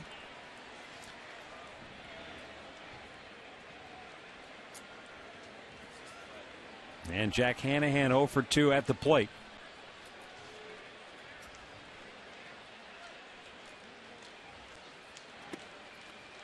I know we had a viewer ask last night, and you may notice at home the Pirates on their right sleeve wearing a patch. It's a gold star with the number 7 on the inside of that patch. Is that Chuck Tanner? And that is in memory of the late Chuck Tanner, and that's a Stargell star that the players used to wear on their hats. I remember when he that. managed that World Championship team in 1979. Chuck Tanner, of course, played a couple of years for the Indians and then spent 5 years here as a special assistant in the front office. What a nice man he was. Also spent a long time in Milwaukee after his managing career was over. He managed the White Sox, Oakland, Pittsburgh. He was all over. What a great baseball man. What a terrific gentleman. He lived just, didn't he live in Ohio or just Newcastle, over Pennsylvania, not far at all. Yep. Just over the border. Yep. One of the nicest people in baseball, hands down.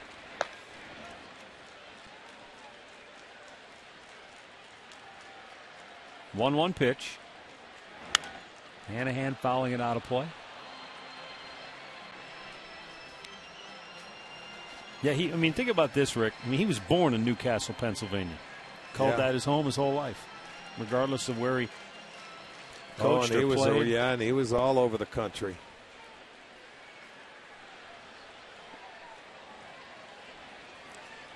He was the manager of the Chicago White Sox back in the mid-'70s when Goose Gossage was a starter.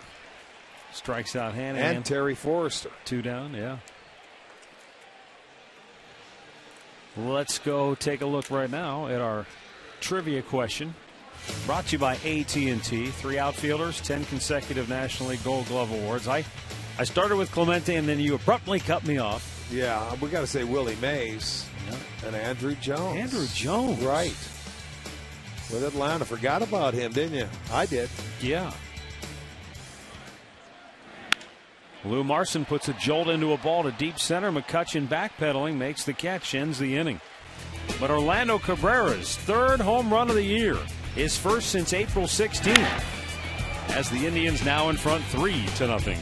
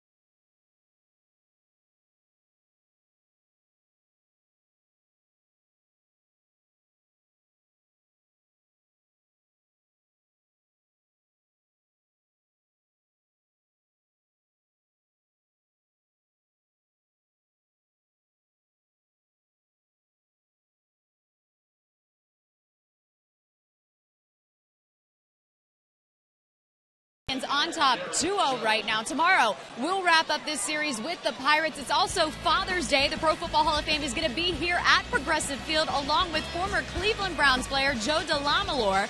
And if you haven't gotten Dad a gift yet, log on to Indians.com. Check out Play Catch tickets. Basically tomorrow for 15 minutes after this game, they're going to let you go on the field with Dad, toss the ball around out in the outfield. You can pretend like you're Rick Manning basically for a few minutes. It will be a great time. There are still tickets available. So Indians.com and check out Play Catch tickets. Guys, we'll send it back up to you.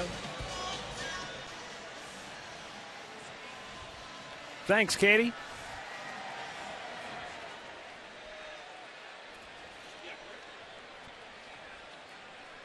Three to nothing, Cleveland. Garrett Jones leading off for Pittsburgh. He takes a strike. Jones 0 for 2. He is grounded to short, fly to left.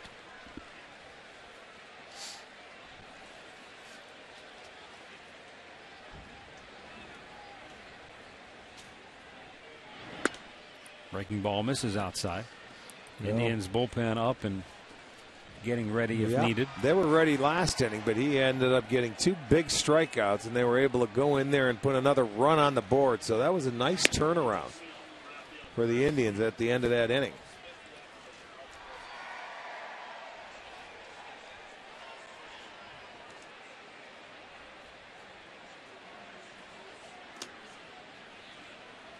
Now the 2-1. That's jolted. Deep right field, back and off the wall. And Chu had trouble playing the carom. Jones stops at second base with a leadoff double. Yeah, that ball was smoked right on the nose.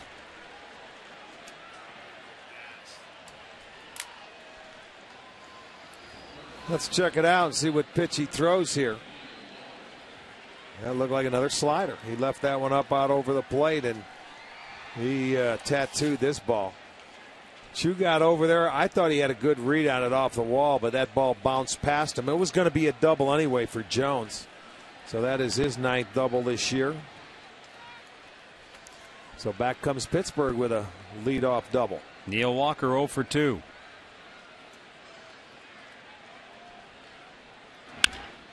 Slicing down the line and foul. Did he catch that? Oh, he almost did. I think it looked like it went right through his hat. Well, if he made that catch, we better sign him up. He'd be one heck of an outfielder. That ball, he slices it. Get the hat off. Oh, he had it. It was in and out. He sure did. He can't. His head's too small. He needed about a half size bigger. It would have went around. He can talk about it, though. Nice try. Need a bigger lid. Now a 1-strike pitch. And then Walker shoots it back out of play.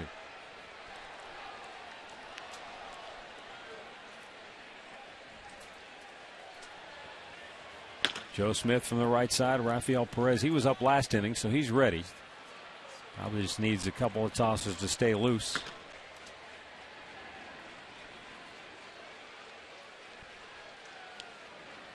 .97 pitches for Carlos. He made exactly 100 pitches his last time out, 104 in the start before that. Those were his gems, back-to-back shutout performances. 2-strike pitch fouled.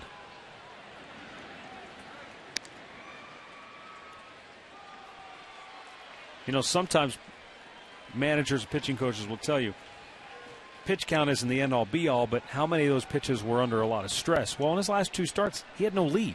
I mean, there were 1-0 games, so every pitch was that's true. When somewhat you look at stressful. It that way, he was very, very good, and he only had a 2-run lead coming in before last inning. So you get one guy on, he had no hitter for 5. Nice play by Santana to take care of Walker. Jones gets to third, 1 out.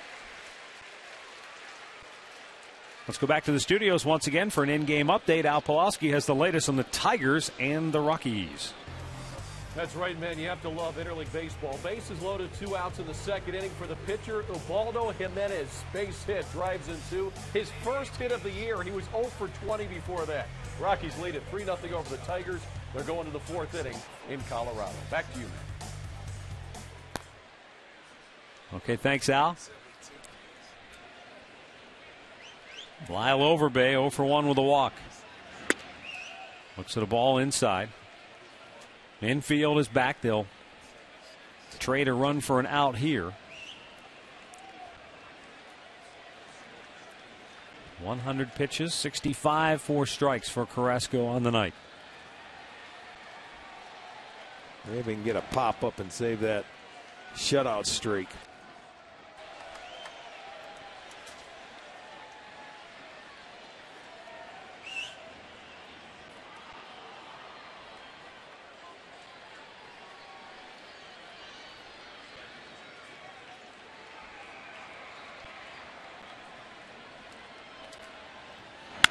Line drive, base hit into right field. Overbay brings home the first run of the night for Pittsburgh. And it's the first run allowed by Carlos Carrasco in 21 2/3 innings of work. Well, it was still a nice string, and the left-handers got him in this inning. You'll see he got behind in the count, another slider. Both sliders in this inning that he left out over the plate, the left-handers took advantage of. And hits it into right field. So that's going to end the string. That's going to end the night for Carrasco, but another nice performance, and the crowd's going to let him know it. Indians make the call to the bullpen, brought to you by Verizon 4G LTE. Rule the air on the most advanced 4G network in the world. Joe Smith is coming on when we come back.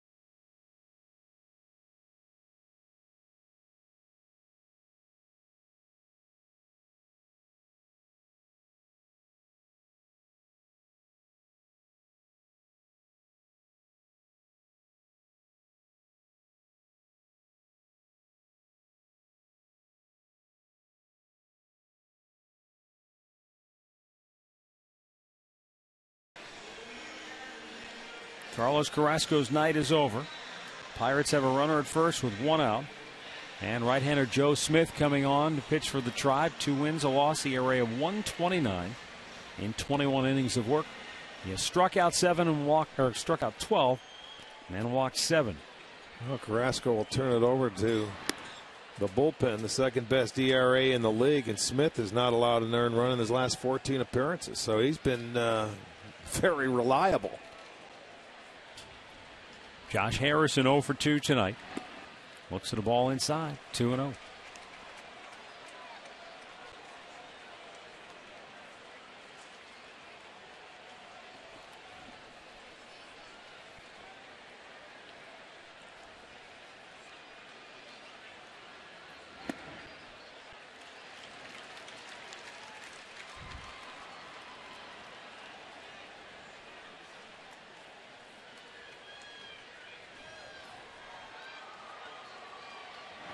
Ground ball, double play ball. Beautiful. Orlando to his dribble. Santana came off the bag and couldn't make the tag in time, so the inning stays alive. Well, that's true. He did not get him. That was a good call by first base umpire Ron Culpa. By the time Santana comes off the bag, he could not apply the tag. But it was a double play ball. Smith made his pitch. The flip from Cabrera over to Cabrera. He got a little underneath it. And you can see there was no tag applied.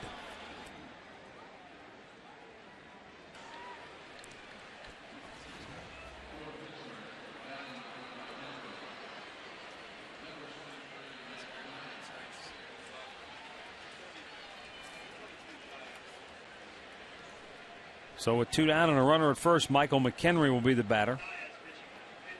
McHenry is going to get pinch hit for. This will be Matt Diaz. Interesting that you'd get a right-handed pinch hitter for a right-hander. This guy's a guy that shoots the ball the other way, and coming over from the National League, he was with Atlanta. I wonder if they have a history.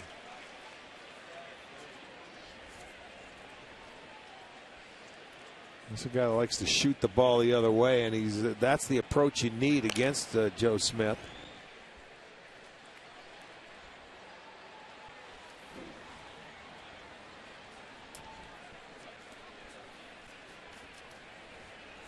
And plus, Diaz 5 for 22 with 5 ribbies as a pinch hitter.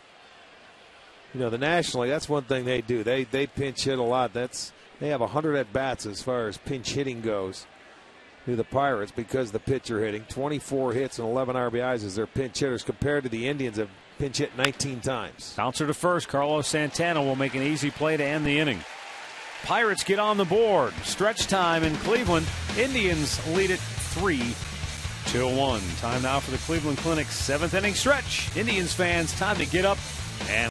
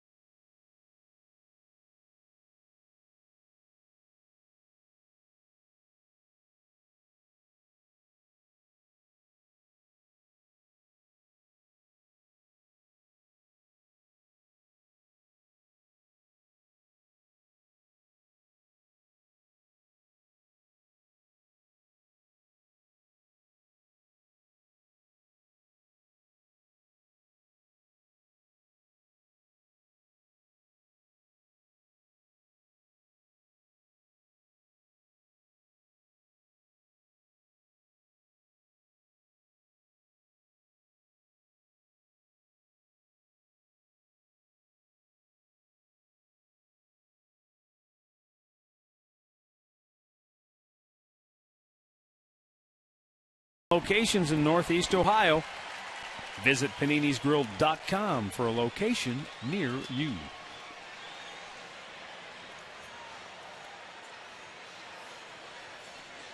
Dusty Brown comes in now to take over the catching duties after they pinch hit for McHenry. Brady Sizemore 1 for 2 with an RBI double.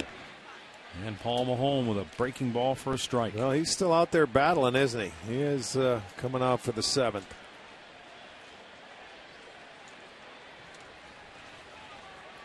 Again, we told you that the run support has been very minimal for Mahone. As far as the Pirates go, their offense has not been very offensive when he's been on the mound. 3.32 runs per game, but in 4 starts they haven't scored a run. 3 times they've scored 1 run.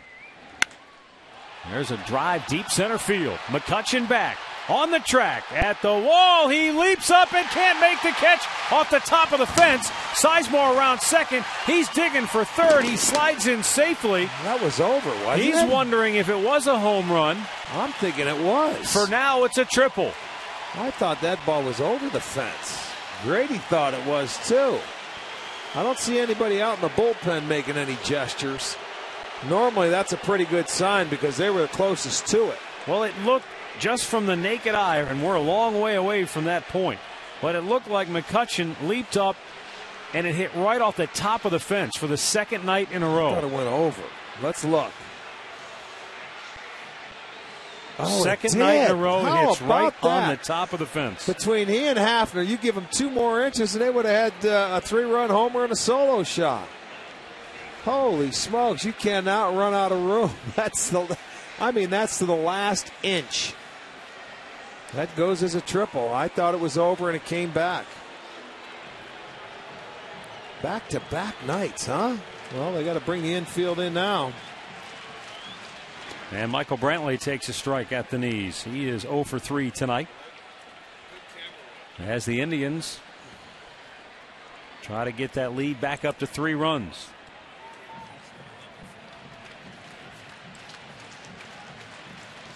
How was that for camera work 2 nights in a row? Line drive left field. Tabata coming in, makes the sliding catch. Sizemore tags. He comes home. The throw not in time. Michael Brantley picks up RBI number 28. And Sizemore's leadoff triple leads to the Indians' 4th run of the night. Very nice. Come back and answer that run that Pittsburgh put on the board. And it's a nice job by the 2 left-handers getting to Mahone. There it is, another pitch up in the zone, and Michael just stayed on it nicely. That's what I'm talking about. When he gets runners in scoring position, he doesn't go out of his way. He stays in his own know thyself attitude and just strokes it the other way. Gets the RBI, and the Indians get it back to 4-1, and that's going to do it for Mahone tonight. Brent Hurdle coming out. He will take the baseball. So that's it for Paul Mahone. We've got a timeout here at Progressive Field. It's now Cleveland 4, Pittsburgh 1.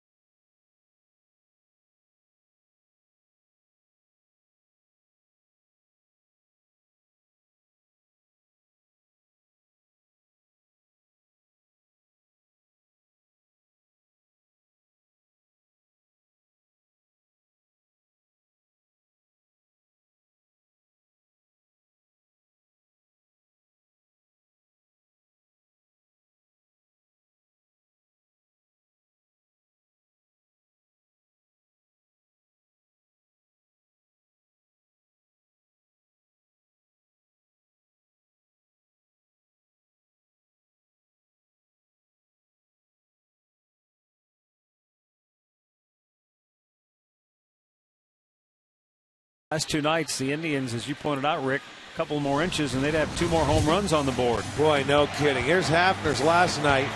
This ball, it's into right field, and you can see it. I mean, the ball is about a third of the way above that yellow line, but it comes back into play, and then Grady Sizemore leading off this inning. McCutchen goes over. It's a little bit to his left, right off the top. I mean, when you talk about close home runs, you can't get any closer than those two in the last 2 nights. And that, I got to tell you, that's great camera work by our boys right there. They did a nice job. In both instances, though, both hitters ended up scoring. Yeah. Of course, Hafner got pinch ran for, but it wasn't like you didn't get the home run and then that runner ended up stuck out there on the bases, right. which sometimes happens. Yep. Tony Watson, left-hander, in for the Bucks, facing his Drupal Cabrera.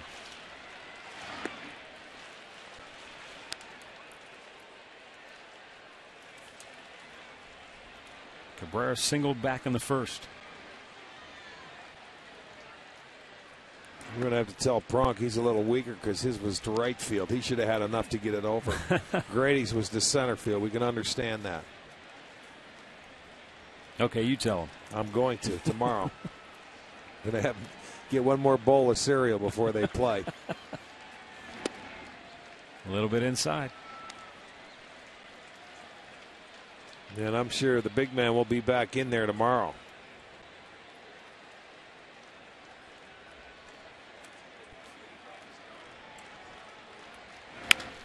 As Drupal with a liner to deep left, back and off the glove of Tabata. But he makes a quick recovery and holds his Drupal to a long single. It went off his glove, and then the ball caromed right back to him. Yeah, he's probably upset that he didn't catch the ball when you run that hard. And, I mean, it's not an easy play because this ball was hit right on the nose. Looked like a low cutter. And Cabrera gets him out of there. It had middle of the plate. It was down. He hits the ball right on the nose. There goes Tabata back. Tough play right over his glove. I thought it went maybe off his glove, but it hits the wall, comes right back up, and he's able to hold him to a single.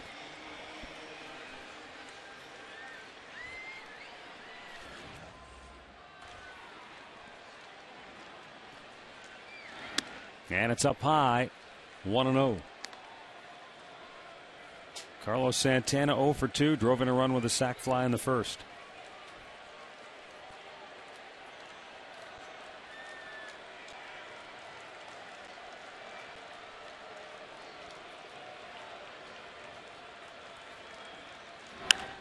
Out of play to the right, and the count evens at 1-1.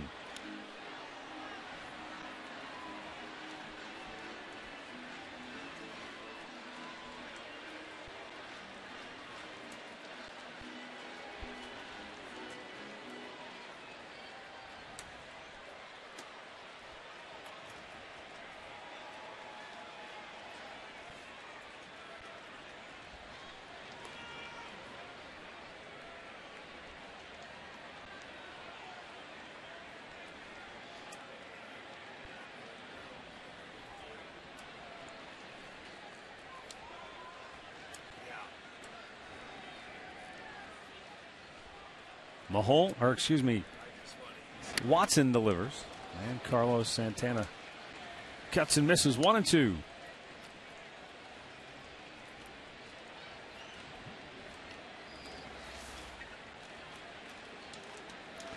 Watch the swing. Holds on. Ooh. Yes. Yes, indeed. Knocks that mask off. Hits him in the helmet. That's from one catcher to another.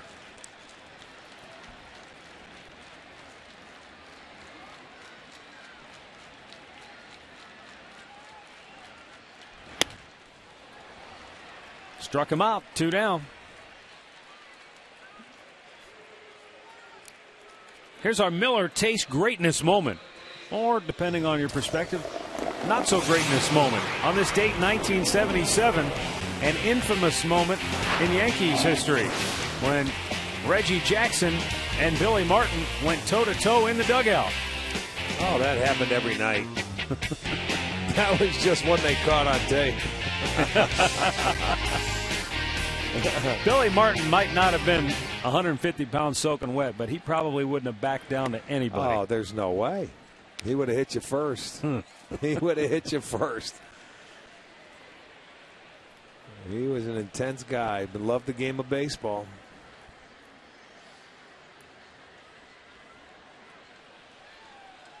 Shin-Soo Choo, couple of walks tonight, tapped one back to the mound in the 6th.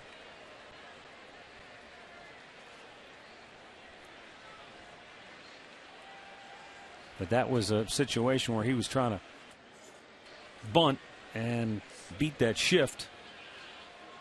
And his bunt just didn't get to the left of the mound quite enough. The throw is not in time, and in with a stolen base is Dribble Cabrera. His 2nd of the night, his 11th on the year. And the 3rd for the Indians. They've done a good job tonight against the left-handers, taking off. Choo swings through it. Cabrera gets down, slides under the tag, and is safe. So they have another one out there to add on to, should they get another 2-out base hit, but Choo is down 0-2. And Watson deals. And Choo with a base hit into left field through the hole. Tabata up with the ball, coming around third, trying to score Cabrera. Throw to the plate, and it hit Cabrera, and it kicks all the way to the on-deck circle. And it's now 5-1 Cleveland. Choo with his 25th run batted in on the year. The 2-out RBI single to left.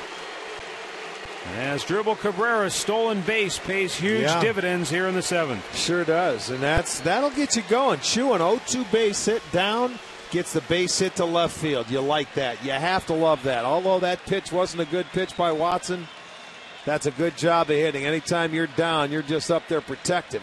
Around comes Cabrera. The throw comes in, but it's going to hit Cabrera. You see his leg? It catches the back leg as he's sliding. And that ball deflects back. Choo will go into scoring position, so they trade positions, and it's a 5-1 Indians lead.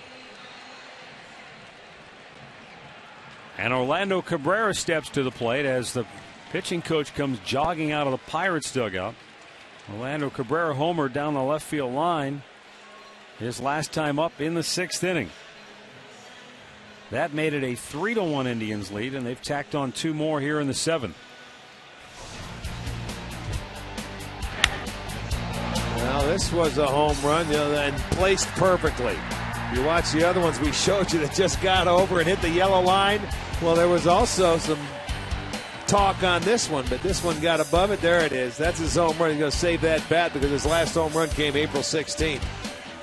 So he says, that's it. That's the right piece of lumber. I picked it.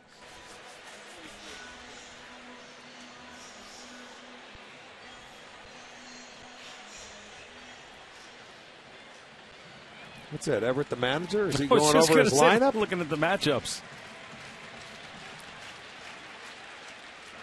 And Orlando Cabrera takes a strike.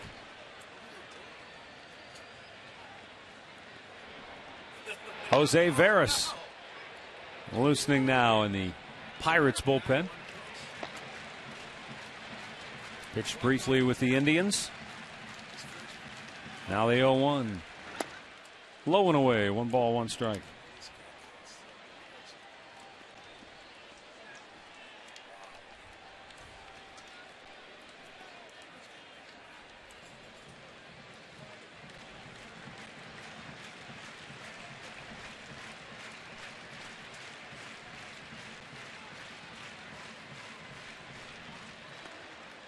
In off the corner, and it's 2-1.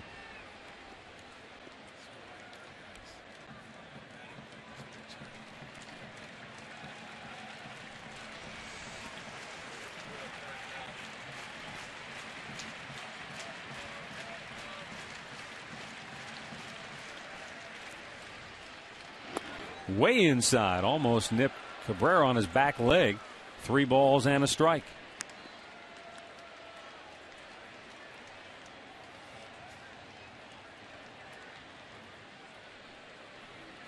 Clint Hurdle's team has been shut down by the Indians pitching staff again here tonight. They held them to 1 run last night. They've allowed just 1 run so far this evening. And the 3-1 to Cabrera, fouled out of play.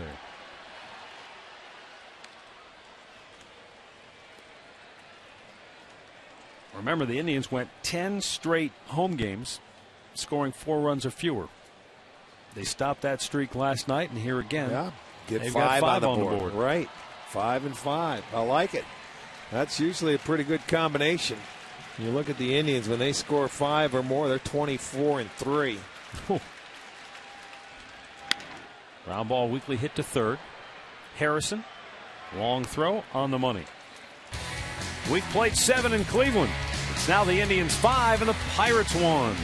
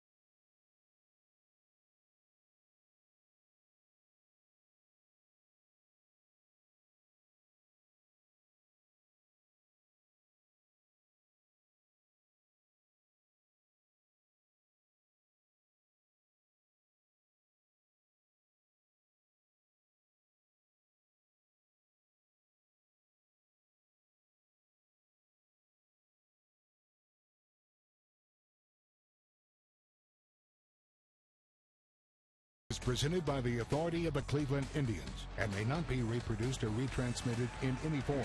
And the accounts and descriptions of this game may not be disseminated without the express written consent of the Cleveland Indians.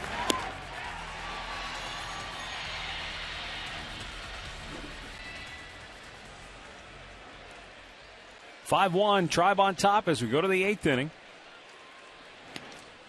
And Joe Smith facing Ronnie Cedeno, who is 0 for 2 on the night.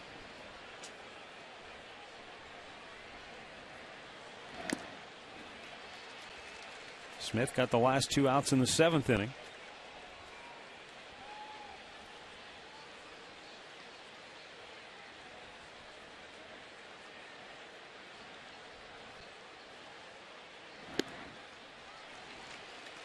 One and 2 the count because of the Indians' 3-run 8th inning last night. He didn't have to use Chris Perez in the 9th. And he could be looking at a similar situation here this evening.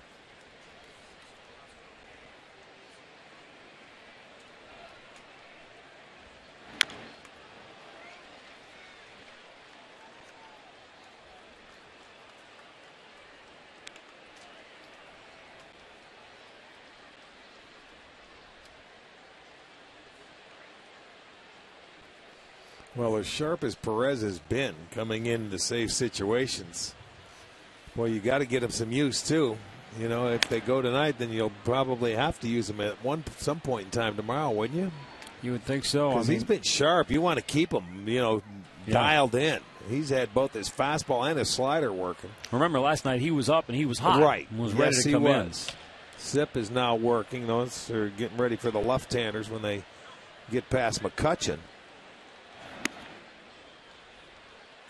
3-2 the count.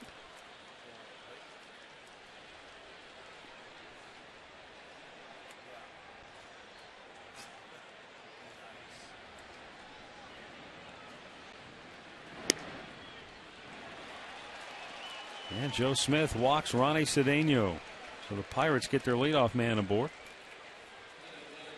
Hey, Sports Time Ohio and Jimmy Hanlon want you to play golf at 10 of the best courses in Northeast Ohio. You'll get a chance to play each of the 10 courses for as little as $25 each. The card costs $50 and pays for itself if you play just twice. courses include Little Mountain, Stonewater, Sweetbriar, The Quarry, Shale Creek, Ashland Country Club.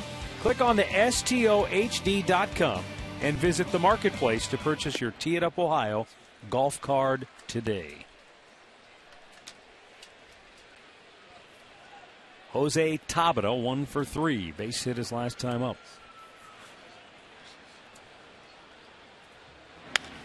Into the Pirates dugout, right off the facing in front of it. They had one go in there last night, remember? Yeah, that one. Was it Jones that pulled the ball in there? I thought it was Overbay. No, it was. It was Overbay. Now that you made, yeah.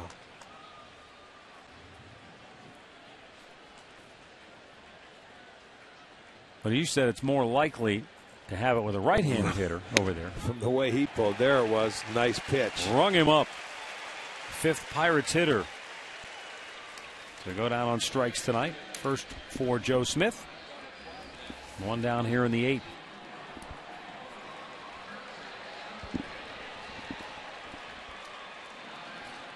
Going right to the outside. A little comeback to it. Lou Marson frames it, and he walks back. He knew it.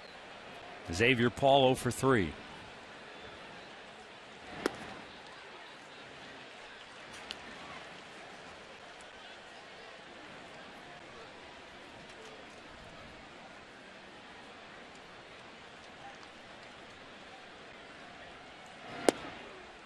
And a strike is called. Quickly the count 0-2.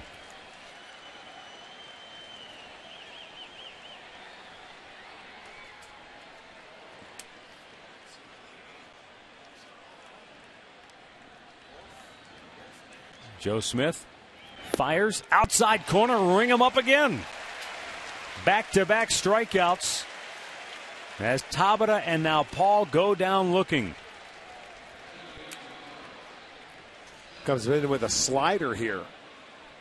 Starts it on the outside edge, comes in, catches the corner. Great pitch at the knees. So he's had back-to-back called outs and beautiful pitches.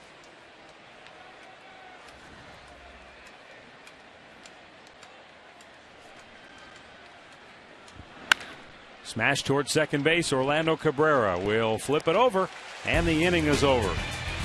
We go to the bottom of the 8th. It's Cleveland 5, Pittsburgh 1.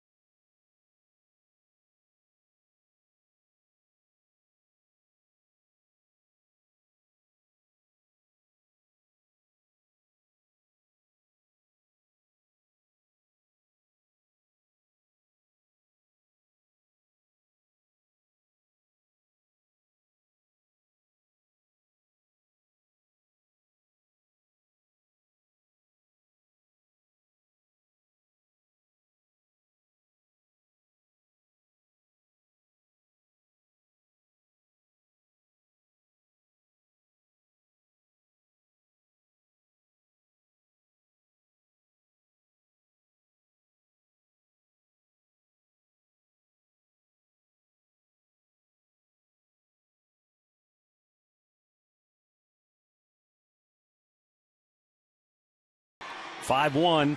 Tribe on top. Bottom of the 8th inning. And Jose Veras will come on now for Pittsburgh. Appearing for the 34th time. 349. He's been around for a while, hasn't he? 16 walks, 34 strikeouts in his 28 in the third innings. A lot of walks.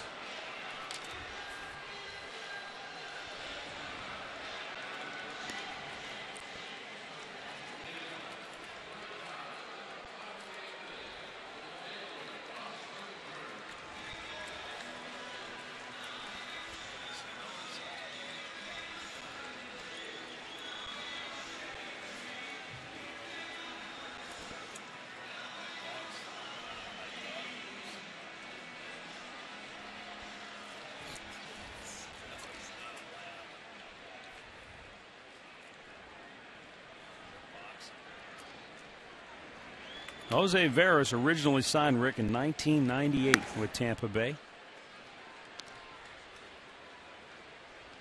But he didn't get to the big leagues for the first time until 06 with the Yankees. Parts of 4 seasons with New York before coming to Cleveland briefly in 2009. And then last year pitched in 48 games with Florida. You know what's amazing? He has not spent a full season in the big leagues in his entire career. Whether it's rehabbing or at least just getting minor league action in. He spent time in the minor leagues every single year of his career. Well, he still throws, mid-90s, so you're going to still take a chance. I'm sure there's teams out there that will always take a chance on guys that can throw in the mid-90s.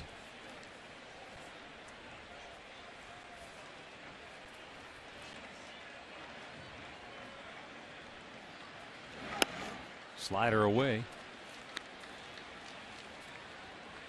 2 balls, 2 strikes.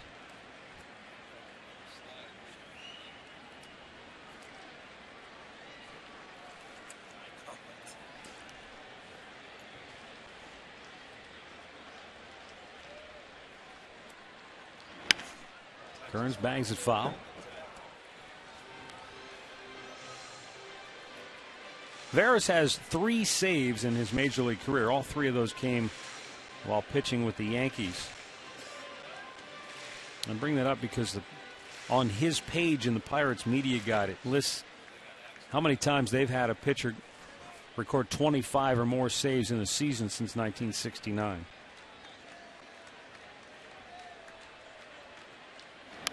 Check this swing. Tops on that list, Mike Williams saved 46 games for them in 2002. Jose Mesa is second all-time with 43. Wow. Kent Tekulve is 4th on their all-time list. He saved 31 games. Now I'm talking single-season saves, mind you. Right. He did it twice in 78 and 79, the year they won the title. 31 saves in each of those 2 years. Slider got him looking. 1 down here in the 8th. Our in-game box score is brought to you by your Northern Ohio Hyundai dealers, introducing the Hyundai Assurance Trade-in Value Guarantee. Grady Sizemore has been a big part of the Indians' offense tonight with a triple, a double, a ribby, and 2 runs scored. Orlando Cabrera with his first homer since April 16th. And then, of course, Grady Sizemore just missed homering on that triple. 2 down as Hanahan grounds to second, and it brings up Lou Marson. This summer, kids can learn to play like the pros at the Cleveland Browns football camp next Monday through Friday. Kids 8 to 14 will take the field at Brown Stadium with head coach Pat Shermer to learn basic and advanced football skills. For more information, visit clevelandbrowns.com.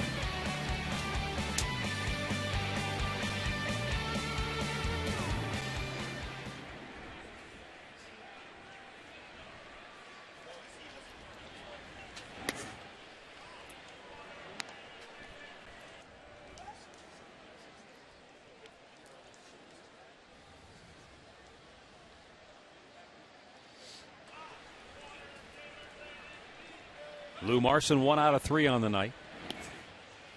Down low. Marson took a opposite field approach back in the 4th inning and punched a single into right field.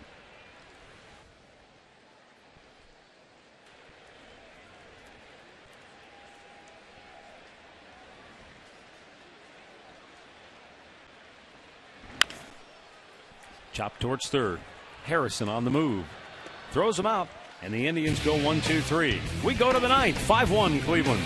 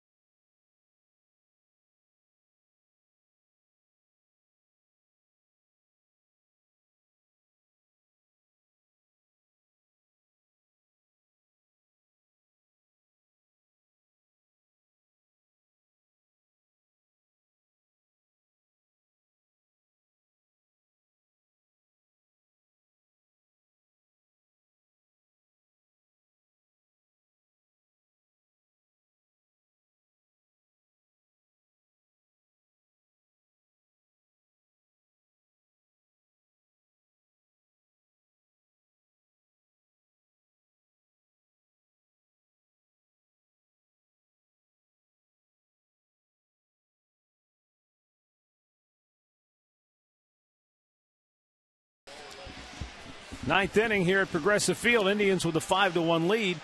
And the Indians go back to their bullpen. Tony Sipp will be the third Indians pitcher to work tonight. And he'll come on to face Garrett Jones, Neil Walker, and Lyle Overbay here in the ninth inning. Trying to hold it for Carlos Carrasco, looking for his 7th win.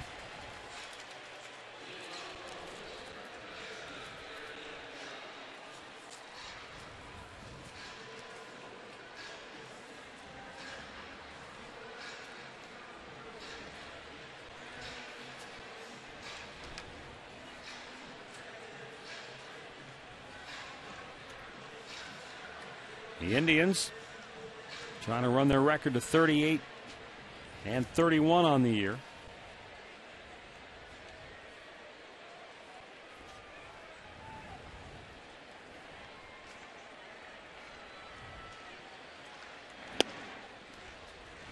And this would also give the Indians their 3rd win in their last 4 games. Trying to reverse that trend. Yesterday you talked about they lost their last 6 opening games of the series, something they were so good at earlier in the year. You know, you turn that around and your goal every series is try and win it. They can hold on, they'll win the series, and then you have an opportunity to go for a sweep. But winning that first game is awfully important.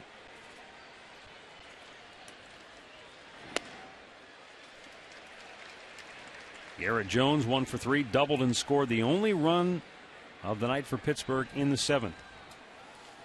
Their only run last night came in the 6th.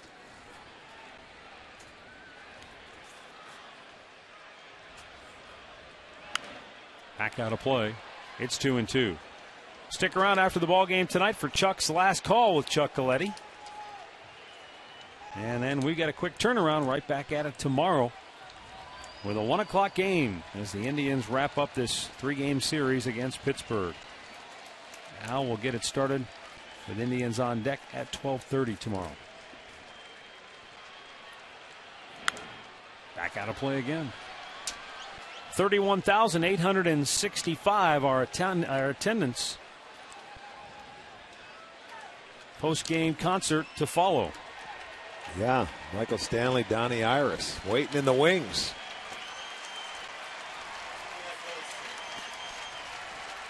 We're going down there, right, afterwards? I'll beat you to the field. Thought you meant to sing. No. Maybe you were in the backup vocalist. No, sirree. Going down to listen. Saw the stages that they have built back underneath, and they're on wheels. They just roll them right out. Beautiful.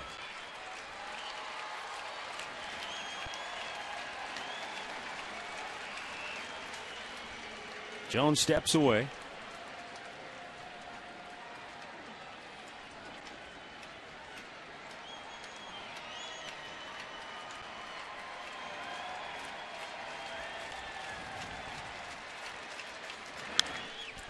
And again, it's fouled back out of play.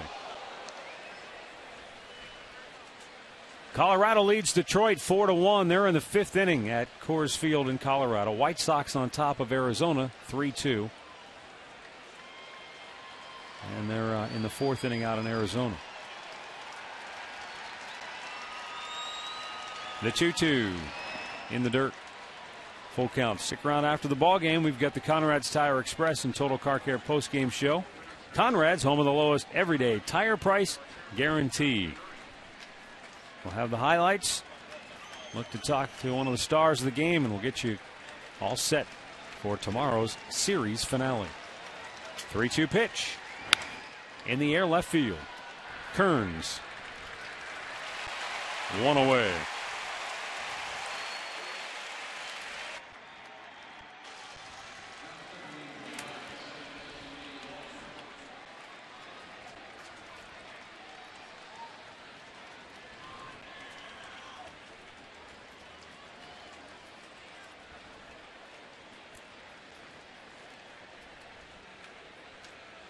Neil Walker, a couple of ground outs and a strikeout tonight. 1 for 6 in the series.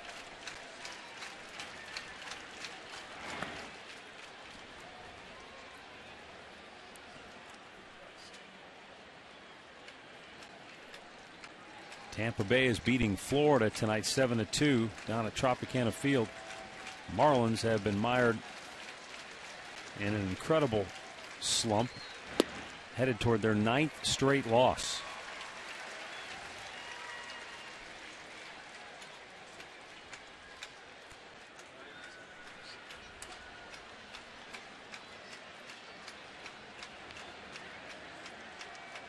Sip with the 1-1. Swung on and missed.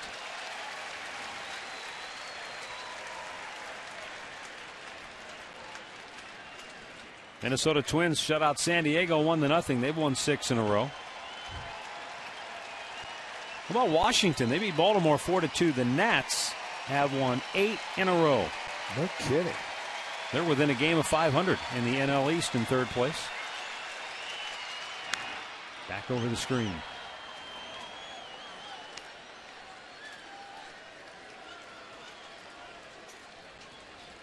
Texas Rangers night began with a half-game lead over Seattle in the AL West. They lead Atlanta 5-4. They're in the 10th inning down in Atlanta.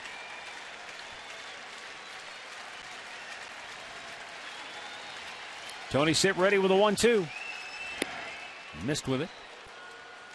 Mariners are in action coming up in a little while. They're at home hosting the Phillies. Seattle beat them last night.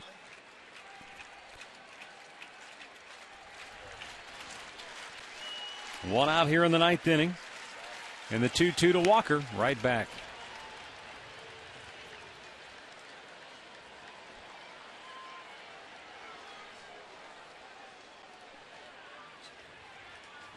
Milwaukee leads Boston 4-2. They're in the 9th inning at Fenway, trying to stop the Red Sox 3-game win streak. And Milwaukee trying to stay in front of St. Louis in the NL Central. Well, the Cardinals have been really struggling lately. They won tonight finally, stopping a 7-game losing streak. Yeah, they've been scuffling is right.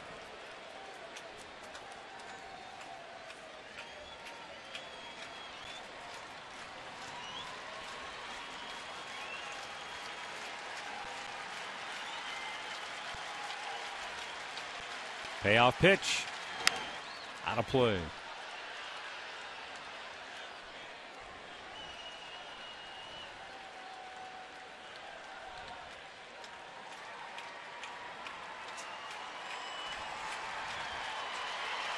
Five-1 Indians lead it here in the 9th. Tony Sipp Has already made 17 pitches now. And again, the 3-2. Swung on and missed. He came back and struck him out. 2 down here in the 9th.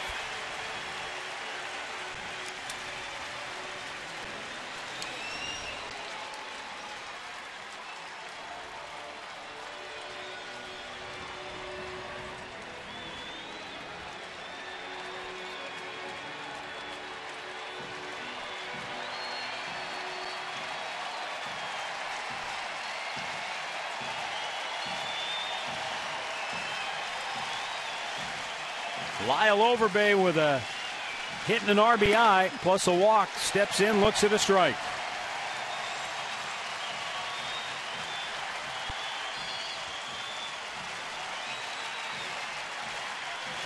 Tribe fans have seen their Indians come off the road. And this home cooking has rejuvenated the Indians. A 5-1 winner last night and up 5-1 again here this evening. Yeah, and looking to stay undefeated in interleague play, going to 5-0. Last year, that was a battle for them. Strike called. It's 1-2. Last year, interleague play was a nightmare for the Indians. What were they, 3-15?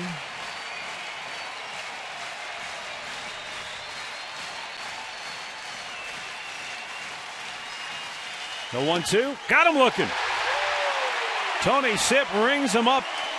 And the Indians have a chance to sweep the Pirates come tomorrow afternoon.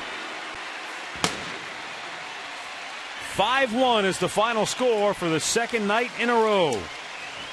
Carlos Carrasco with 6 1/3 innings gets his 7th win of the year. He's 7-3. Paul Maholm, the loser for Pittsburgh, drops to 3-8 on the season. With the win, the Indians are 38-31. And if Colorado hangs on to beat Detroit, the Indians will have sole possession of first place once again in the AL Central. With the loss, Pittsburgh falls back to 500 at 35-35 on the year. Time now for our play of the game. It's brought to you by KeyBank. Thanks for making KeyBank the #1 bank in Northeast Ohio. Well, Carlos Carrasco comes down back in the 6th inning. A couple guys on. At that time, only a 2-0 game. Gets the strikeout on a slider. Paul, and then comes right back and makes a beautiful pitch on McCutchen. And I mean, you could see he was pumped up. That kept his streak alive, and that was some big pitching going on right there by Carlos Carrasco. That's going to be our KeyBank key play of the game.